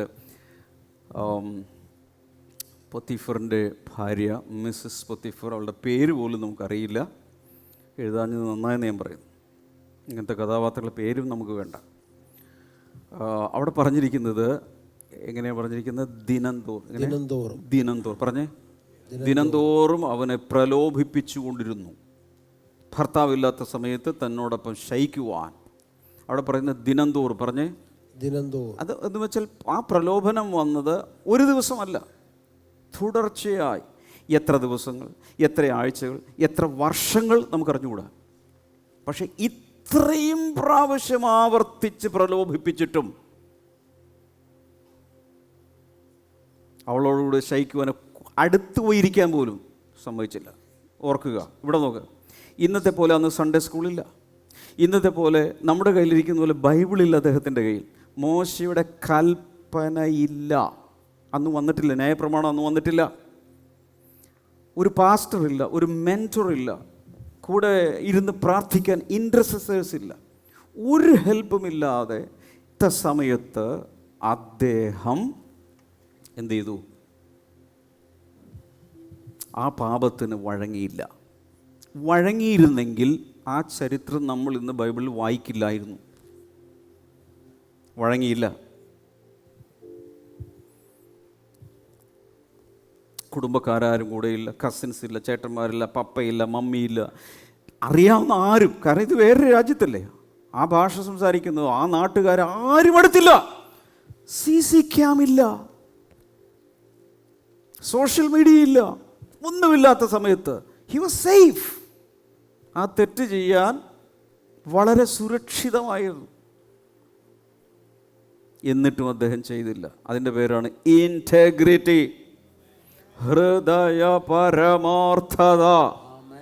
മറ്റൊന്ന്, അവൻ്റെ കല്യാണവും കഴിഞ്ഞിട്ടില്ലായിരുന്നു. കേൾക്കുന്നുണ്ടോ? ഒരു ഭാര്യയുമില്ല ചോദിക്കാൻ. അതിന് ശേഷമാണ് അവൻ്റെ കല്യാണം കഴിയുന്നത്. എന്നിട്ടും അവൻ ചെയ്തില്ല. എന്തുകൊണ്ട്? അവൻ്റെ ഹൃദയ പരമാർത്ഥത കീപ്പ് ചെയ്തത് മനുഷ്യരോടോ, പൊത്തിഫറിനോടോ, ഫറവോനോടോ, തൻ്റെ പപ്പയോടോ, മമ്മിയോടോ അല്ല, ദൈവത്തോടായിരുന്നു. ഒരു സ്വപ്നം തന്ന ദൈവമുണ്ട്, ഒരു സ്വപ്നം നൽകിയ ദൈവമുണ്ട്, വിളിച്ചൊരു ദൈവമുണ്ട്. ആ ദൈവത്തെ പ്രതി അവസരമുണ്ടായിട്ടും അവൻ പാപം ചെയ്തില്ല. ചുരുക്കി പറഞ്ഞാൽ ഹൃദയ പരമാർത്ഥത പരീക്ഷിക്കപ്പെടുന്ന ഒരു പ്രാവശ്യമല്ല, അനേക പ്രാവശ്യമാണ്. ജീവിതകാലം മുഴുവൻ ഈ ടെസ്റ്റ് വന്നുകൊണ്ടിരിക്കും. Number 3, integrity is God fearing. പരമാർത്ഥത ദൈവഭയമുള്ളതാണ്. ഹൃദയ പരമാർത്ഥതയ്ക്ക് എന്തുണ്ട്? ദൈവഭയമുണ്ട്. ദൈവഭയമുള്ളതുകൊണ്ട്, സമൂഹത്തെ പേടിക്കുന്നതുകൊണ്ടല്ല, ഗവൺമെൻറ്റിനെ പേടിക്കുന്നതുകൊണ്ടല്ല, 4 വിലങ്ങ് വെച്ച് പോലീസുകാർ കൊണ്ടുപോകുന്നത് പേടിച്ചിട്ടല്ല തെറ്റ് ചെയ്യാതിരിക്കുന്നത്, പകരം ദൈവഭയം കൊണ്ടാണ്. പറഞ്ഞേ, ദൈവഭയം. 1-2 വചനങ്ങൾ പറയാം. ഇയ്യോബിൻ്റെ പുസ്തകം 1-ാം അധ്യായം 8-ാമത്തെ വചനം. യഹോവ സാത്താനോട് സംസാരിക്കുകയാണ്. എൻ്റെ ദാസനായ ഇയ്യോബിൻ്റെ മേൽ നീ ദൃഷ്ടി വെച്ചുവോ? ഓക്കെ. അവനെ പോലെ നിഷ്കളങ്കനും നേരുള്ളവനും ദൈവഭക്തനും ദോഷം വിട്ടകലുന്നവനും ഭൂമിയിൽ ആരുമില്ലല്ലോ എന്ന് അരുളിച്ചെയ്തു. 4 വിരലുകൾ എടുത്തു പിടിക്കുക. ഇങ്ങനെ അതൊന്നുകൂടി പറഞ്ഞു കൊടുത്ത്. 1, നിഷ്കളങ്കൻ, നേരുള്ളവൻ, ദൈവഭക്തൻ. അതിൽ പറഞ്ഞിരിക്കുന്നത് ഹു ഫിയേഴ്സ് ഗോഡ്, അവ ദൈവഭയമുള്ളവൻ. അടുത്തത് ദോഷം വിട്ട് ഓടുന്നവൻ. അങ്ങനത്തെ വല്ല ക്യാരക്ടേഴ്സ് ഇവിടെ ഇരിപ്പുണ്ടോ? അങ്ങനെയുള്ളവർ മാത്രം ഇവിടെ കാണാവൂ. ഇനിയെങ്കിലും ഇവിടെ വന്ന് സ്തോത്രം പറഞ്ഞതുകൊണ്ട് ISI മുദ്ര കിട്ടുമെന്ന് ആരും വിചാരിക്കരുത്. ഇവിടെ വന്ന് എല്ലാവരേക്കാളും വലിയ ഹല്ലേലൂയ പറഞ്ഞതുകൊണ്ട് സ്വർഗത്തിൽ പോകുമെന്നോ ദൈവത്തിൻ്റെ മുദ്രയുണ്ടെന്നോ ആരും ചിന്തിക്കരുത്. ദൈവം നോക്കുന്നത് ഹല്ലേലൂയയിലേക്കല്ല, വായിലേക്കല്ല, മുഖത്തേക്കല്ല, ഹൃദയത്തിലേക്കാണ്. ഹൃദയ പരമാർത്ഥതയാണ് ദൈവം നോക്കുന്നത്. ഹല്ലേലൂയ. എന്തൊക്കെയാ പറഞ്ഞിരിക്കുന്നത്? നിർദോഷനും, നിഷ്കളങ്കനും, നേരുള്ളവനും, ദൈവഭക്തനും, ദോഷം വിട്ട് ഓടുന്നവൻ. ഹല്ലേലൂയ. ഈ ദോഷം വിട്ട് ഓടുക എന്ന് പറയുമ്പോൾ എന്തൊക്കെയാണ് അതിൽ പെട്ടിരിക്കുന്നത്? അതിന് ഞാനൊരു ദോഷത്തിന് പോകും, ഞാനല്ല വീട്ടിലല്ലേ ഇരിക്കുന്നത്. പക്ഷേ വീട്ടിലിരിക്കുന്ന മൊബൈൽ ഫോണിലൂടെ വന്നു കയറുന്ന അശ്ലീലങ്ങൾ എന്തെല്ലാമാണ്, വാട്സപ്പിലൂടെ വരുന്നത് എന്തെല്ലാമാണ്, സോഷ്യൽ മീഡിയയിലൂടെ നമ്മിലേക്ക് കടന്നു കയറാൻ ശ്രമിക്കുന്ന ഫിൽത്ത്, അഴുക്ക് എന്തെല്ലാമാണ്. കോമഡി ഷോയിലൂടെ വരുന്നത്, ഈവൻ ന്യൂസിലൂടെ വരുന്ന നെഗറ്റീവ് റിപ്പോർട്ടുകൾ, ഇതെല്ലാം നമ്മുടെ സിസ്റ്റത്തിലേക്ക് വരികയാണ്. മറക്കല്ലേ മക്കളെ, ഇന്നത്തെ ഏറ്റവും വലിയ ചാലഞ്ച് സോഷ്യൽ മീഡിയയാണ്. ഏറ്റവും കൂടുതൽ ഡിസ്ട്രാക്ഷൻ ഉണ്ടാക്കുന്നതും സോഷ്യൽ മീഡിയയാണ്. ഏറ്റവും കൂടുതൽ നല്ലതിന് വേണ്ടി ഉപയോഗിക്കാവുന്നതും സോഷ്യൽ മീഡിയ തന്നെയാണ്. എന്തും സൂക്ഷിച്ചാൽ നല്ലത്. പറയാം, ദോഷം വിട്ട് അകലുന്നവൻ. പറഞ്ഞേ, ദോഷം വിട്ട് അകലുന്നവൻ. അതാണ് ഹൃദയപരമാർത്ഥത. സകല ശ്രമവും കഴിച്ച് ഹൃദയം സൂക്ഷിക്കാനാണ് പറഞ്ഞിരിക്കുന്നത്. ശരീരം സൂക്ഷിക്കാൻ എല്ലാവരും ശ്രദ്ധിക്കുമെന്നാണ് എൻ്റെ വിചാരം. എന്നാൽ ഏറ്റവും കൂടുതൽ ശ്രദ്ധിക്കേണ്ടത് എന്നാണ് ഹൃദയം. ഹൃദയം എന്ന് ഉദ്ദേശിക്കുന്നത് 4 അറകളുള്ള ഈ പമ്പല്ല ഉദ്ദേശിക്കുന്നത്. The core of your personality. നിങ്ങളുടെ വ്യക്തിത്വത്തിൻ്റെ അകക്കാമ്പ് എന്താണ്? ആ ആത്മാവ്, ആ സോൾ, അതിനെയാണ് ഹൃദയം എന്ന് ബൈബിൾ പറയുന്നത്. ഈ സാധനമല്ല. പക്ഷെ നമ്മളവിടെ പിടിച്ചാലേ നമുക്ക് മനസ്സിലാവുള്ളൂ. അതുകൊണ്ട് ഇത് മാംസം കൊണ്ടുള്ള ഹൃദയമാണ്. അതിനകത്തൊരു സ്പിരിച്വൽ ഹാർട്ടുണ്ട്. അതാണ് വ്യക്തിത്വത്തിൻ്റെ അകക്കാമ്പ്. അതിലേക്കാണ് നമ്മൾ യേശുവിനെ സ്വീകരിച്ചത്.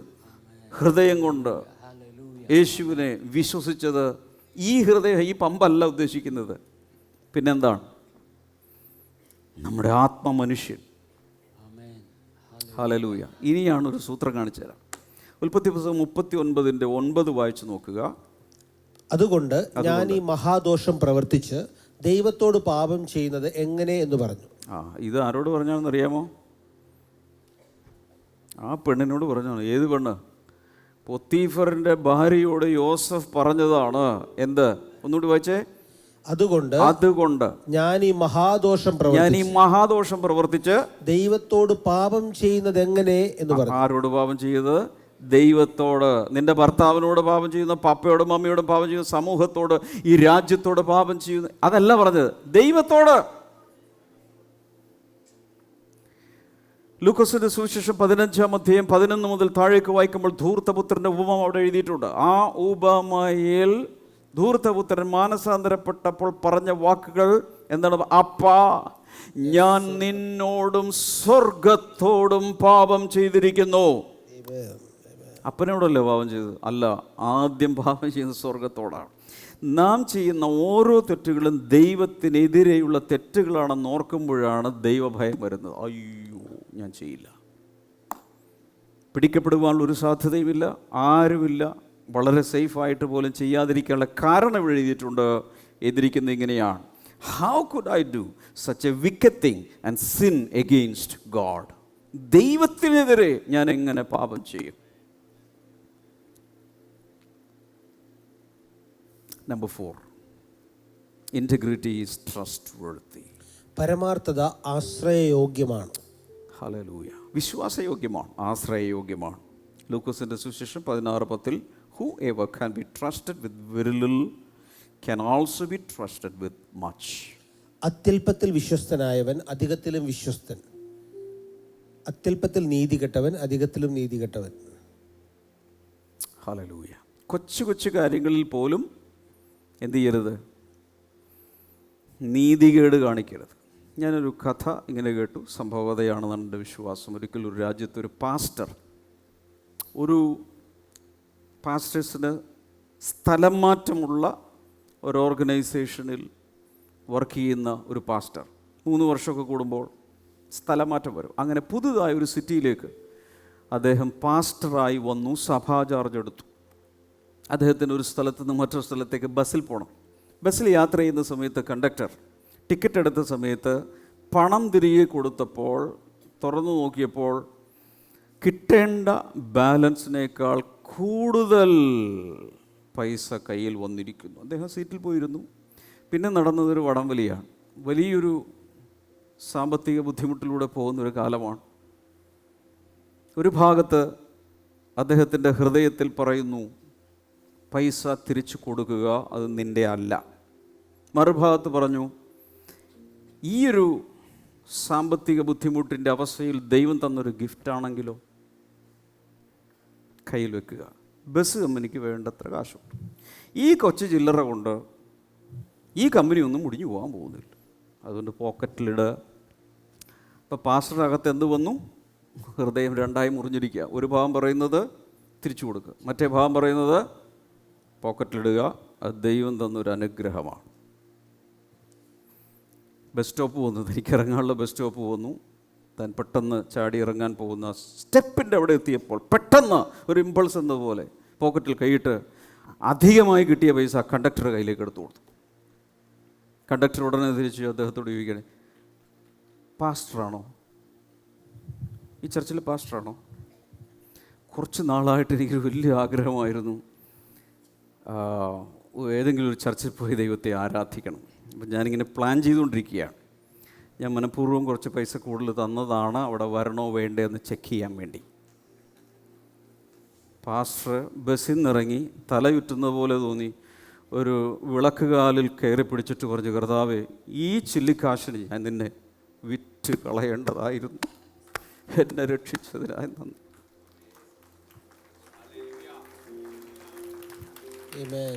മക്കളെ, ചില്ലറയാണ് ചില്ലറ, പക്ഷെ ദൈവത്തെ വിൽക്കാൻ അത് മതി. സപ്പോസ് ഈ പാസ്റ്റർ അത് പോക്കറ്റിലിട്ട് ദൈവം തന്ന അനുഗ്രഹമാണ്, ഈ കഷ്ടകാലത്ത് ദൈവം എന്നെ അനുഗ്രഹിച്ചു എന്ന് പറഞ്ഞ് വീട്ടിൽ പോയിരുന്നെങ്കിൽ ആ കണ്ടക്ടർ ഒരുപക്ഷെ ഒരിക്കലും സഭയ്ക്കകത്ത് വരില്ലായിരുന്നു.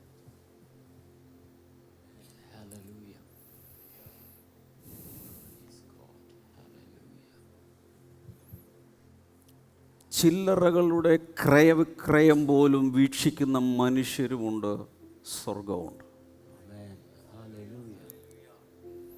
അന്യായമായി എന്തെങ്കിലും ആരുടെയെങ്കിലും കയ്യിലുണ്ടെങ്കിൽ ഇന്ന് അങ്ങ് തിരിച്ചു കൊടുത്തേക്ക് പ്ലീസ്, അത് കയ്യിൽ വേണ്ട. പണ്ടൊക്കെ പുസ്തകങ്ങളായിരുന്നു ഏറ്റവും കൂടുതൽ നമ്മൾ ആരുടെയെങ്കിലും പുസ്തകം വായിക്കാൻ മേടിച്ചിട്ട് തിരിച്ചു കൊടുക്കില്ല. പിന്നെ ഇപ്പോൾ പുസ്തക വായന ഇല്ലാത്തതുകൊണ്ട് എല്ലാവരും നല്ല കുഞ്ഞുങ്ങളാണ്.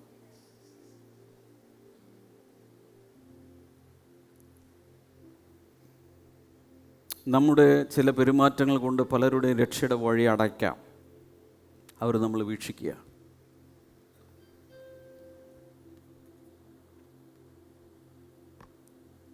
ഫിലിപ്പ് ലേഖനം 2:14 എഴുതി വെച്ചേക്ക്. 2:14-15 പിന്നീട് വായിച്ചാൽ മതി, ഞാൻ നേരത്തെ പറഞ്ഞു വഴി.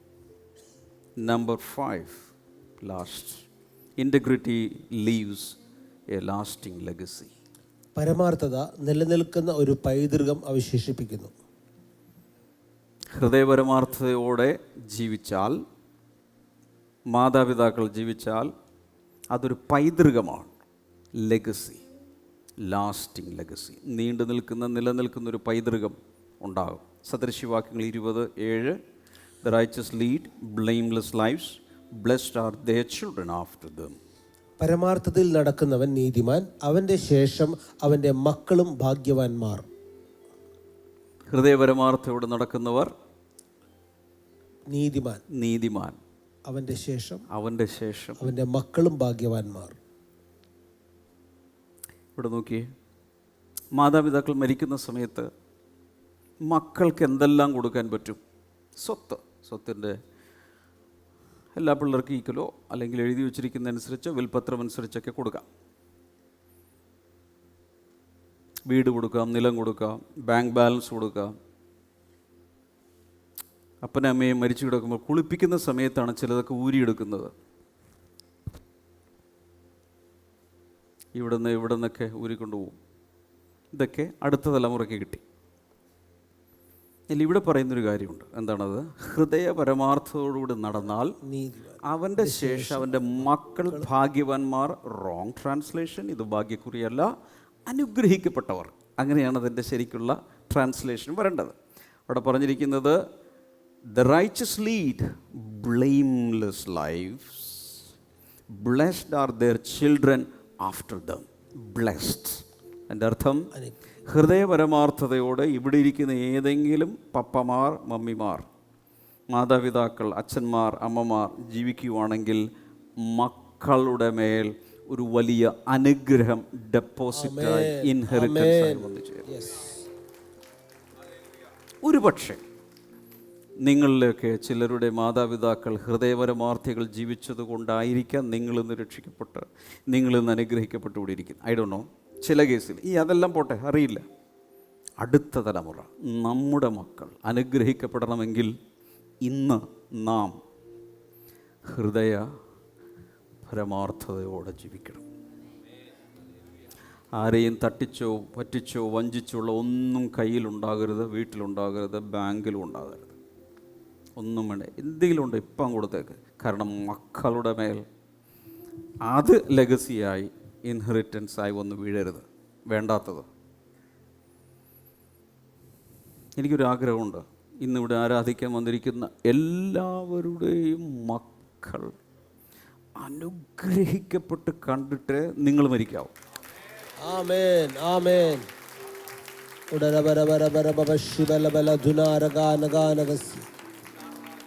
അധോഗതിയായിട്ടും പരഗതിയായിട്ടൊക്കെ മക്കൾ ജീവിക്കുന്നത് കണ്ട് അന്ത്യശ്വാസം വലിക്കുന്ന രംഗം ഒന്ന് ചിന്തിച്ചു നോക്കി. എന്തായിരിക്കും അത്? എന്നാൽ ഇന്ന് ഹൃദയ പരമാർത്ഥതയോടുകൂടെ ജീവിക്കുകയാണെങ്കിൽ മക്കളുടെയും തലമുറകളുടെയും അനുഗ്രഹം ദൈവത്തിൻ്റെ ഉത്തരവാദിത്തമാണ്.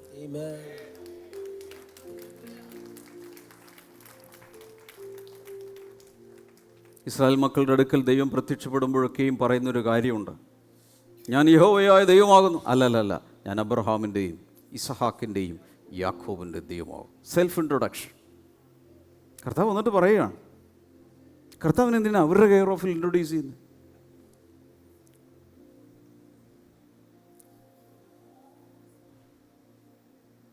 ഒന്നുകൂടി പറഞ്ഞോട്ടെ. കർത്താവ് വന്നിട്ട് ഇസ്രായേൽ മക്കളോട് പറയുക, ഞാൻ അബ്രഹാമിൻ്റെയും ഇസഹാക്കിൻ്റെയും യാക്കോബിൻ്റെയും ദൈവമാകും. പല അർത്ഥങ്ങളാണ് അതിലുള്ളത്. ഒന്ന്, അവൻ മരിച്ചവരുടെ ദൈവമല്ല, ജീവിച്ചിരിക്കുന്നവരുടെ ദൈവമാണ്. അതിൻ്റെ അർത്ഥം അബ്രഹാമും ഇസഹാക്കും യാക്കോബും മൺമറഞ്ഞു പോയ പിതാമഹന്മാരല്ല, അവരെന്നോടൊപ്പം ഇവിടെ ഉണ്ട്. ഹലോ, അവരൊക്കെ എന്നോടൊപ്പം ഇവിടെ സ്വർഗത്തിലുണ്ട്. ഞാനിപ്പോൾ നിങ്ങളുമായി, ഇപ്പോൾ ജീവിച്ചിരിക്കുന്ന നിങ്ങളുമായി ഭൂമിയിൽ ഡീൽ ചെയ്യാൻ വന്നതാണ്. പക്ഷേ അവിടെ എൻ്റെ സ്റ്റോക്കിൽ അവിടെ എന്തുണ്ട്? നിങ്ങളുടെ പൂർവ്വപിതാക്കന്മാരൊക്കെ എൻ്റെ അടുക്കലുണ്ട്. ഞാൻ മരിച്ചവരുടെ ദൈവമല്ല. മരിച്ചിവിടുന്ന് പോകുന്നവരാരും മരിച്ചിട്ടില്ല, മരിച്ചിട്ടും അവർ അവിടെ ജീവിച്ചിരിപ്പുണ്ട്.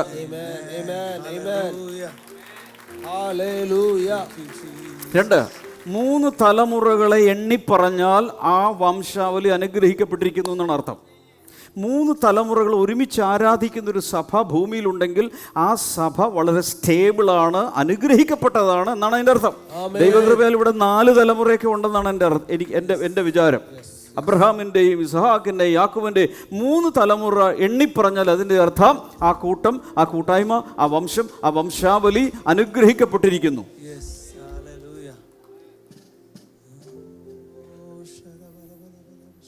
മറ്റൊരർത്ഥത്തിൽ പറഞ്ഞാൽ നിങ്ങളുടെ പൂർവ്വപിതാക്കന്മാരായ അബ്രഹാം, ഇസഹാക്ക്, യാക്കോബും ഒക്കെ അവരുടെ ജീവിതകാലത്ത് എൻ്റെ ഹൃദയത്തെ തൊട്ടു. അവരൊക്കെ എന്നെ വിശ്വസിച്ച് എനിക്ക് വേണ്ടി ഭൂമിയിൽ നിന്നവരാണ്. അതുകൊണ്ട് ഞാൻ നിങ്ങളെയും അനുഗ്രഹിക്കും. ആ പൈതൃകത്തിൻ്റെ transfer, the transfer of legacy.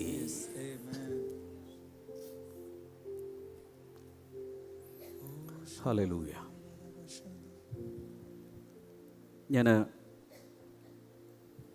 പെട്ടെന്നൊരു കാര്യം പറഞ്ഞിട്ട് നിങ്ങൾക്ക് വേണ്ടി പ്രാർത്ഥിക്കാൻ പോവുക. ഇത്തിരി സമയമെടുത്ത് പ്രാർത്ഥിക്കാൻ പോവുക. അറിയോക്കെ? ഒന്ന്, ഹൗ ടു കൾട്ടിവേറ്റ് ഇൻറ്റഗ്രിറ്റി. എത്ര പേർക്ക് ആഗ്രഹമുണ്ട് എൻ്റെ ജീവിതത്തിൽ ഇൻറ്റഗ്രിറ്റി വേണമെന്ന് ആഗ്രഹമുള്ള എത്ര പേരുണ്ട്? എനിക്ക് വേണം. 2 കൈ ഉയർത്തി കാണിക്കുക. ഒരുപക്ഷെ ഈ കാര്യം ഇതുവരെ ഒത്തിരി ഒന്നും ശ്രദ്ധിക്കാത്തൊരു കാര്യമായിരിക്കാം, എങ്ങനെയെങ്കിലും അങ്ങ് ജീവിച്ചു പോവുകയാണ്. പക്ഷേ ഇന്നു മുതൽ ഇൻറ്റഗ്രിറ്റിയിൽ ജീവിക്കാൻ, സത്യസന്ധതയിൽ, കാപട്യമില്ലാതെ, പരമാർത്ഥ ഹൃദയത്തോടെ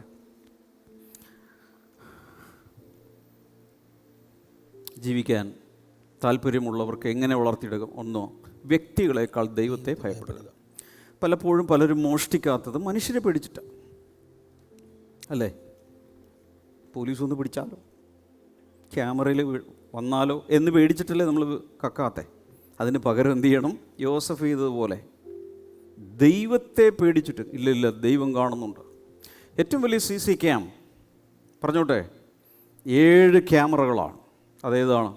ദൈവത്തിൻ്റെ പരിശുദ്ധാത്മാവിൻ്റെ ദൈവത്തിൻ്റെ കണ്ണുകൾ, 7 കണ്ണുകൾ, 7 ദീപങ്ങൾ ഇങ്ങനെ കത്തിക്കൊണ്ടിരിക്കുക. 7 സ്പോട്ട് ലൈറ്റും 7 ക്യാമറയും 7 കണ്ണും വെളിപാട് പുസ്തകത്തിൽ പറഞ്ഞിട്ടുണ്ട്. ആ കണ്ണുകൾക്ക് മറഞ്ഞിരിക്കുന്നതായി ഒന്നുമില്ല. എബ്രായ ലേഖനം 4:13. ദൈവത്തിൻ്റെ ജീവനുള്ള ദൈവത്തിൻ്റെ കയ്യിൽ അകപ്പെടുന്നത് ഭയങ്കരം. അവന് മറഞ്ഞിരിക്കുന്ന ഒരു സൃഷ്ടിയുമില്ല, എല്ലാം അവൻ്റെ മുമ്പിൽ നഗ്നവും മലർന്നതുമായി കിടക്കുന്നു. 2, സത്യം സംസാരിക്കുക. പറ, എല്ലാവരും ഒന്ന് പറഞ്ഞ സത്യം സംസാരിക്കുക. എഫെസ്യ ലേഖനം 4:25 ആകയാൽ ഭോഷ്ക് ഉപേക്ഷിച്ച് ഓരോരുത്തൻ താൻ തൻ്റെ കൂട്ടുകാരനോട് സത്യം സംസാരിപ്പിൻ, നാം തമ്മിൽ അവയവങ്ങളല്ലോ. ഇവിടെ നോക്ക്, ഫോണിൽ സംസാരിക്കുമ്പോൾ സത്യമേ സംസാരിക്കാവൂ. ഓപ്പോസിറ്റ് സെക്സിനോട് സംസാരിക്കുമ്പോൾ, ഒരു ആണ് പെണ്ണിനോട് സംസാരിക്കുമ്പോൾ, ഒരു പെണ്ണ് ആണിനോട് സംസാരിക്കുമ്പോൾ അശ്ലീല ചുവയുള്ളതും വേണ്ടാത്തതുമായ ഭാഷ ഉപയോഗിക്കരുത്. ഉപയോഗിച്ച് എന്ന് കണ്ടാൽ അത് മറച്ചു പിടിക്കരുത്. ഇവിടെ നോക്ക്, സത്യം സംസാരിക്കുക. പറഞ്ഞേ, ഹൃദയ പരമാർത്ഥികൾ സത്യമേ സംസാരിക്കൂ. അവിടെ നിന്ന് ഇങ്ങോട്ട് ചാഞ്ഞാലും അങ്ങോട്ട് ചായരുത്. അതാണ് യോസഫ് ചെയ്തത്. Hello, wrong crowd. അവസരങ്ങൾ പലത് വരും. ഓഫീസിൽ വരാം, അവിടെ നിങ്ങോടൊക്കെ ചായും. ചില പെമ്പിള്ളേർ ആമ്പിള്ളേർ അങ്ങോട്ടും ഇങ്ങോട്ടൊക്കെ ചാഞ്ഞ് വരും. എന്ത് ചെയ്യണം? ഞാൻ ദൈവത്തിൻ്റെ പൈതലായത് കൊണ്ട്, ഉടനെ യോസഫിനെ ഓർക്ക്, ഞാൻ ദൈവത്തിൻ്റെ പൈതലായത് കൊണ്ട് ഈ സാധനം എനിക്ക് വേണ്ട, ഞാൻ എൻ്റെ തലമുറകളോട് ദോഷം ചെയ്യുകയില്ല. ഹലോ, തീരുമാനിക്കുക, തീരുമാനിക്കുക, തീരുമാനിക്കുക, തീരുമാനിക്കുക, തീരുമാനിക്കുക, തീരുമാനിക്കുക. സത്യം സംസാരിക്കുക. നമ്പർ 3, പാപങ്ങൾ വേഗത്തിൽ ഏറ്റു പറയുക. എന്തിനെക്കുറിച്ചാണ് പറയുന്നത്? ഹൃദയപരമാർത്ഥത വളർത്തിയെടുക്കാനുള്ള പരിപാടിയാണ്. 3 വായിച്ചേ. പാപങ്ങൾ വേഗത്തിൽ ഏറ്റു പറയുക. തൻ്റെ പാപം മറച്ചു വെക്കുന്നവന്, തൻ്റെ ലംഘനങ്ങൾ മറച്ചു വെക്കുന്നതിന് ശുഭം വരികയില്ല. ഇവിടെ നോക്കിയേ, പലർക്കും ശുഭത വരാത്തത്, നന്മ വരാത്തത്, പലതും ബ്ലോക്കായിരിക്കുന്നത് ഒരു പക്ഷേ ലംഘനങ്ങൾ മറച്ചു പിടിച്ചിട്ടായിരിക്കാം, തെറ്റുകൾ മറച്ചു പിടിച്ചിട്ടായിരിക്കാം.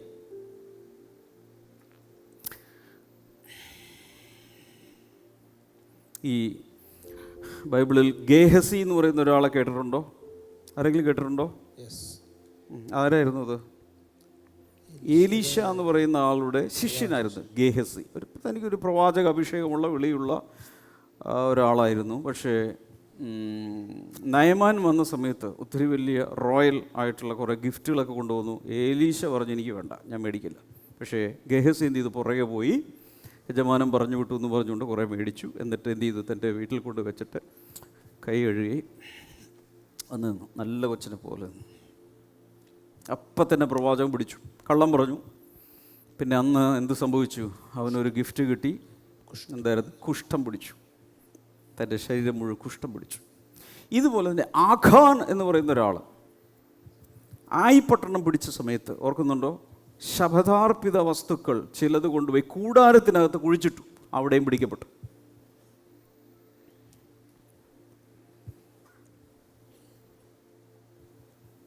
ഇന്നല്ലെങ്കിൽ നാളെ പിടിക്കപ്പെടും. പക്ഷെ എന്ത് ചെയ്യുക? വേഗത്തിൽ പാപങ്ങൾ ഏറ്റുപറഞ്ഞ് ഉപേക്ഷിക്കുക. 1 യോഹന്നാൻ 1:9 എല്ലാവരും ചേർന്ന് വായിക്കും. നമ്മുടെ പാപങ്ങളെ ഏറ്റുപറയുന്നു എങ്കിൽ അവൻ, ദൈവം, നമ്മോട് പാപങ്ങളെ ക്ഷമിച്ച് സകല അനീതിയും പോക്കി നമ്മെ ശുദ്ധീകരിപ്പാൻ തക്കവണ്ണം വിശ്വസ്തനും നീതിമാനും ആകുന്നു. ഇങ്ങനൊരു ദൈവം ഉണ്ടല്ലോ, പിന്നെന്താ കുഴപ്പം? ഒരു കാര്യം ഞാൻ പറയാം, ഈ കാര്യം തന്നെ പോലീസിൻ്റെ കയ്യിൽ ചെന്ന് പറയുകയാണെങ്കിൽ അപ്പം തന്നെ അറസ്റ്റ് ചെയ്ത് ഒരാളെ കിട്ടാതിരിക്കുകയാണ്. അവിടെ കുറച്ച് നാളായിട്ട് ഒന്നും തെളിയിക്കാനും പറ്റാതെ പ്രശ്നമായിട്ടിരിക്കുന്ന സമയത്താണ് ഇപ്പം വന്ന് ഇങ്ങോട്ട് പറയുന്നത്, കേരളാകത്ത് ലോക്കപ്പിലാക്കി. പോലീസുകാർക്ക് സന്തോഷമായിരിക്കും, പോലീസുകാർ ക്ഷമിക്കുമെന്ന് തോന്നുന്നുണ്ട്. ആദ്യം തന്നെ ചില മുറകളായിരിക്കും കിട്ടാൻ പോകുന്നു. മുട്ടുകാല് മുട്ടുകൈ എല്ലാം കിട്ടിക്കഴിഞ്ഞ് കഴിയുമ്പോഴായിരിക്കും അത് ഞാൻ മാനസാന്തരപ്പെട്ടിട്ട് വന്നതാണ്. എടാ, എന്നാൽ ഞാൻ നിന്നെ ശരിയാക്കാടാ. ഏത് ധ്യാന കേന്ദ്രത്തിലാടാ നീ പോയി മാനസാന്തരപ്പെട്ടത്? മൂത്ത മാനസാന്തരം 3 മാസത്തേക്ക് അടുത്തത്. പക്ഷേ ഇത് ദൈവത്തോടാണ് എന്ന് പറയുന്നതെങ്കിലോ ഇവിടെ പറഞ്ഞിട്ടുണ്ട്, വായിച്ചേ, അവൻ നമ്മോട് പാപങ്ങളെ ക്ഷമിച്ച് സകല അനീതിയും പോക്കി നമ്മെ ശുദ്ധീകരിപ്പാൻ. ഒരു പോലീസുകാരനും കോടതിക്കും ഒരു ക്രിമിനലിനെ ശുദ്ധീകരിക്കാൻ സാധ്യമല്ല. ഒന്നും കൂടി അഴുക്കാക്കാൻ പറ്റും. ഈ ക്രൂരത കൊണ്ട് അവൻ തീരുമാനിക്കുന്ന പരോളിൽ ഇറങ്ങിയാൽ ഇവൻ്റെ വീട്ടിൽ തന്നെ ഞാൻ കയറും. ഈ പോലീസുകാരൻ്റെ വീട്ടിൽ തന്നെ ഇത്ര ഇടിച്ച് അവൻ്റെ വീട്ടിൽ തന്നെ ഞാൻ കക്കും. ഇങ്ങനെയുണ്ട്. കാരണം അത്രയായി അവൻ്റെ ഭാര്യയോടുള്ള ദേഷ്യം പോലും ഇപ്പോൾ എന്നോടാണ് കാണിച്ചുകൊണ്ടിരിക്കുന്നത്. അതുകൊണ്ട് ഞാൻ കാണിച്ചു കൊടുത്തേക്ക്. അതുകൊണ്ടാണ് പരോളിൽ ഇറങ്ങിയിട്ട് പലരും എന്ത് ചെയ്യുന്നത്, ഒന്നുകൂടി കക്കും. പക്ഷെ ദൈവത്തിൻ്റെ അടുക്കൽ വന്നാൽ, ഹലോ പറഞ്ഞേ, ദൈവത്തിൻ്റെ അടുക്കൽ വന്നാൽ അവൻ ആ പാപങ്ങളെല്ലാം ഏറ്റുപറഞ്ഞു കഴിയുമ്പോൾ നിന്നെ അങ്ങ് ശുദ്ധീകരിച്ച് ഒരു പുതിയ സൃഷ്ടിയാക്കി രൂപാന്തരപ്പെടുത്താൻ ശക്തിയുള്ളവൻ്റെ അടുക്കലേക്കാണ് നാം പാപം ഏറ്റു പറയുന്നത്. പക്ഷേ എന്നിട്ടും പാവങ്ങൾ ഏറ്റു പറയും. വേഗത്തിൽ പാവങ്ങൾ ഏറ്റു പറഞ്ഞാൽ വേഗത്തിൽ വിടുതലുകൾ നടക്കും. അടഞ്ഞു കിടക്കുന്ന വാതിലൊക്കെ തുറന്നു മുമ്പിലേക്ക് പോവാം. എന്നാൽ പലരും തങ്ങളുടെ ലംഘനം മറച്ചു വെക്കുന്നവന് ശുഭം വരികയില്ല. ഏറ്റുപറഞ്ഞ് ഉപേക്ഷിക്കുന്നവന് നന്മ വരും, വാതിലുകൾ തുറക്കും, അനുഗ്രഹങ്ങൾ വരും. ഇന്ന് മാനസാന്തരപ്പെടുക, ഇന്ന് ഏറ്റുപറയുക, ഒന്നും മറച്ചു വെക്കല്ലേ. അല്ല, ഇങ്ങനെ ഒരു ദൈവത്തെ കിട്ടിയാൽ പോരെ. ഇതിനപ്പുറത്ത് എന്താ വേണ്ടത്? ദൈവം എല്ലാം ക്ഷമിക്കും മാത്രമല്ല, ഹൃദയത്തിലൊരു മാറ്റം തരും എന്ന് മാത്രമല്ല, നന്മയുടെ വഴികളും തുറന്നു വന്നേക്കാം. പിന്നെ എന്തിനാണ് നമ്മൾ പിശിക്കുന്നത്? വേഗത്തിൽ ഏറ്റുപറയുക. പറ, വേഗത്തിൽ ഏറ്റുപറയുക. 4, നിങ്ങളുടെ വാക്കിനെ മാനിക്കുക. സഭാപ്രസംഗം 5:4-5. ദൈവത്തിന് നേർച്ച നേർന്നാൽ കഴിപ്പാൻ താമസിക്കരുത്. മൂഢന്മാരിൽ അവന് പ്രസാദമില്ല. നീ നേർന്നത് കഴിക്കുക. നേർന്നിട്ട് കഴിക്കാതിരിക്കുന്നതിനേക്കാൾ നേരാതിരിക്കുന്ന നല്ലത് എന്ന് പറഞ്ഞാൽ, നമ്മളൊരു വാക്ക് പറഞ്ഞാൽ, ദൈവത്തോടാകട്ടെ മനുഷ്യരാകട്ടെ വാക്ക് പറഞ്ഞാൽ, കടം മേടിക്കരുത്, കടം മേടിക്കരുതെന്ന് പറഞ്ഞു. പക്ഷെ കടം മേടിച്ചു. സൂക്ഷം. അടുത്ത ഞായറാഴ്ച സഭയിൽ വെച്ച് കാണുമ്പോൾ കഞ്ഞി കുടിക്കുന്ന സമയത്ത് അങ്ങനെ തിരിച്ചു തന്നേക്കാം. അടുത്ത പ്രാവശ്യം കഞ്ഞി കുടിക്കാൻ സമയത്തില്ല. വിളിച്ചു ചോദിക്കുമ്പോൾ പറയുന്നത്, ഇന്ന് വരാൻ പറ്റിയില്ല സിസ്റ്ററെ. അടുത്ത ആഴ്ച വന്നപ്പോൾ ഇന്നും വരാൻ പറ്റില്ല സിസ്റ്ററെ. 3 പ്രാവശ്യം എങ്ങനെ മുഖത്ത് നോക്കുമെന്ന് വിചാരിച്ചിട്ടാണ്. കാരണം പൈസ ഇതുവരെ ഒത്തില്ല. ഇങ്ങനെ പലതും. പിന്നെ ഫോൺ എടുക്കുന്നില്ല. ഇങ്ങനെ ഉണ്ടാവും. വാക്ക് പാലിക്കുന്ന ശീലം ദൈവമക്കൾക്ക് വേണം. അതാണ് ഹൃദയപരമാർത്ഥത.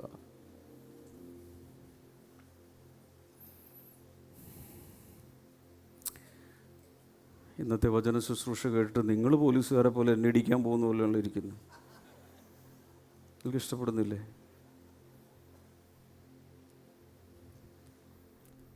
5, സുതാര്യമായി ജീവിക്കുക, ട്രാൻസ്പെറൻ്റ് ആയിട്ട് ജീവിക്കുക. 1 യോഹന്നാൻ 1:7 ഉറക്കെ വായിക്കുക. അവൻ വെളിച്ചത്തിൽ ഇരിക്കുന്നത് പോലെ നാം വെളിച്ചത്തിൽ നടക്കുന്നുവെങ്കിൽ നമുക്ക് തമ്മിൽ കൂട്ടായ്മയുണ്ട്.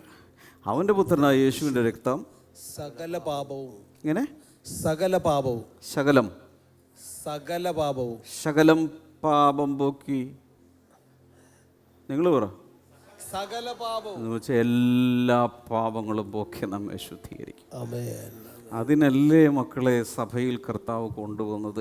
എല്ലാ പാപങ്ങളും പോക്കി ശുദ്ധീകരിച്ച്, ഞാൻ വിശുദ്ധരായിരിക്കുന്നത് പോലെ നിങ്ങളും വിശുദ്ധരായിരിക്കും എന്ന് പറഞ്ഞ കർത്താവിന് നിങ്ങളെക്കുറിച്ച്, നമ്മെക്കുറിച്ച് ഒരു ദുരുദ്ദേശവുമില്ല.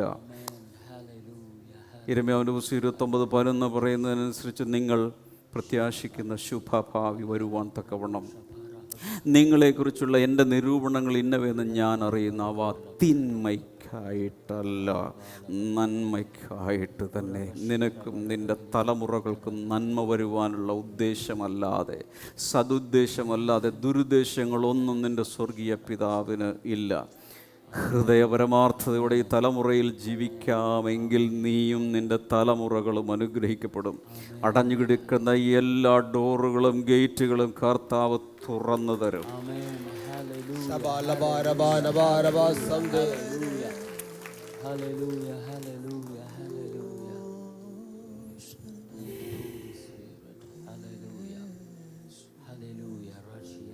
ഞാൻ പറയുന്നത്, ഇങ്ങനൊരു ദൈവത്തെ കിട്ടിയില്ലായിരുന്നെങ്കിൽ നമ്മുടെ അവസ്ഥ കാട്ടാപ്പോകയായിപ്പോയി. ഇങ്ങനൊരു ദൈവത്തെ കിട്ടിയില്ലായിരുന്നു നമ്മുടെ അവസ്ഥ എന്താകുമായിരുന്നു? ഇടയ്ക്കൊക്കെ അങ്ങനെ ചിന്തിക്കാറുണ്ടോ? സഭയിൽ വരുന്നതല്ലാതെ വരുമ്പോൾ പറയുന്നതല്ലാതെ ഒറ്റയ്ക്കിരുന്ന് ഇത്തിരി നന്ദിയൊക്കെ പറയാറുണ്ടോ? സ്തോത്രമൊക്കെ പറയാറുണ്ടോ? താങ്ക് യു ജീസസ് പറയാറുണ്ടോ? കണ്ണുനീർ ഒഴുക്കാറുണ്ടോ? ആ പട്ടണത്തിലൊരു പാപിനിയായ സ്ത്രീ ഉണ്ടായിരുന്നു. ആ സ്ത്രീ പരസ്യമായ ഒരു വീട്ടിൽ യേശു ഇരിക്കുമ്പോൾ അവിടെ വന്നിട്ട് കണ്ണുനീർ കൊണ്ട് യേശുവിൻ്റെ കാലുകൾ അങ്ങ് കഴുകി. ചിലർക്കത് ഇഷ്ടപ്പെട്ടില്ല. തലമുടി കൊണ്ട് കാലുകൾ അങ്ങ് തുടച്ചു.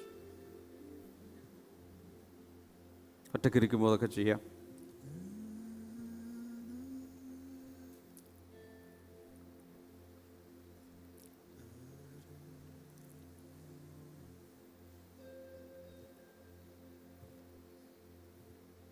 ക്രിസ്തീയത ഒരു മതമല്ല, മതപരമായ ചടങ്ങല്ല. This is a relationship. രക്ഷകനുമായുള്ളൊരു ബന്ധമാണ്. ജീവിതകാലം മുഴുവൻ നിലനിൽക്കേണ്ട ഒരു ബന്ധമാണ്.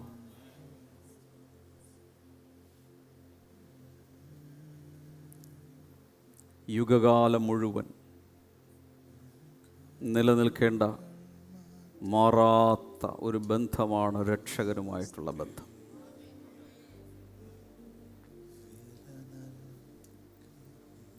ചിലരോട് ഞാൻ ആത്മാവിൽ പറയുന്നു, ഇന്ന് നിന്റെ വീടിന് രക്ഷ വന്നിരിക്കുന്നു.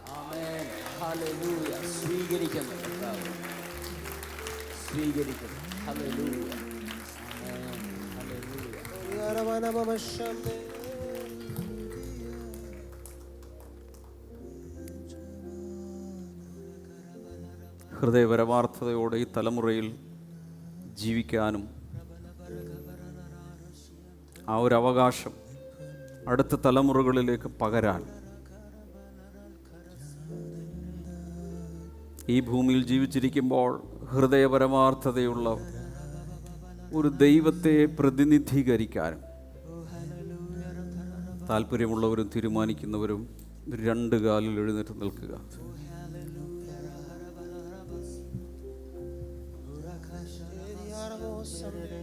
എഴുന്നേറ്റ് നിന്ന് കഴിഞ്ഞാൽ രണ്ട് കൈയും കൂടെ ചങ്കിലോട്ട് ചേർത്ത് പിടിച്ച്, ഞാൻ പറഞ്ഞു തരാതെ സ്വന്തമായി എല്ലാ പ്രാവശ്യവും എന്തെങ്കിലുമൊക്കെ ഇങ്ങനെ ചടങ്ങ് പോലെ പ്രാർത്ഥിച്ചിട്ട് കഞ്ഞി കുടിക്കും, അങ്ങനെയല്ല. ഉള്ളിൽ ചില തീരുമാനങ്ങൾ എടുക്കുക. ഇനി ഒരിക്കലും കാപട്യമില്ലാതെ, കപടതയോടെ ഞാൻ ഇനി ഒരിക്കലും ജീവിക്കുകയില്ല. വ്യാജം പറയുകയില്ല, കള്ളം പറയുകയില്ല, പാപങ്ങൾ വേഗത്തിൽ ഏറ്റുപറയും. സത്യം മാത്രമേ ഞാൻ സംസാരിക്കും. ബസ്സിൽ യാത്ര ചെയ്ത പാസ്റ്റർ പറഞ്ഞ പോലെ, പാസ്റ്റർക്കുണ്ടായതുപോലെ ഒരനുഭവം വന്നാൽ ആരുടെയും പണം എൻ്റെ പോക്കറ്റിൽ വേണ്ട, അതങ്ങ് തിരിച്ചു കൊടുത്തേക്കാം. ആരുടെയും ഒന്നും എൻ്റെ വീട്ടിൽ വേണ്ട, ഇതാ ഞാൻ തിരിച്ചു കൊടുത്തേക്കാം. അങ്ങനെയൊക്കെ ഒന്ന് തീരുമാനിക്കുക. സഭ വിടുവിക്കപ്പെടും. ഇതുവരെ തുറക്കപ്പെടാത്ത ചില വാതിലുകൾ തുറന്നു കിട്ടും. മക്കളോട് ദോഷം ചെയ്യാൻ ഞാൻ ആഗ്രഹിക്കുന്നില്ല. ചതിവായി പലതും കയ്യിൽ വെച്ചാൽ അത് മക്കൾക്ക് അവകാശമായി കൊടുത്താൽ അവരും അനുഗ്രഹിക്കപ്പെടും, അവരും മുടിഞ്ഞു പോകും. ഇതൊന്നും എനിക്ക് വേണ്ട കർത്താവേ, പ്രാർത്ഥിക്കാം.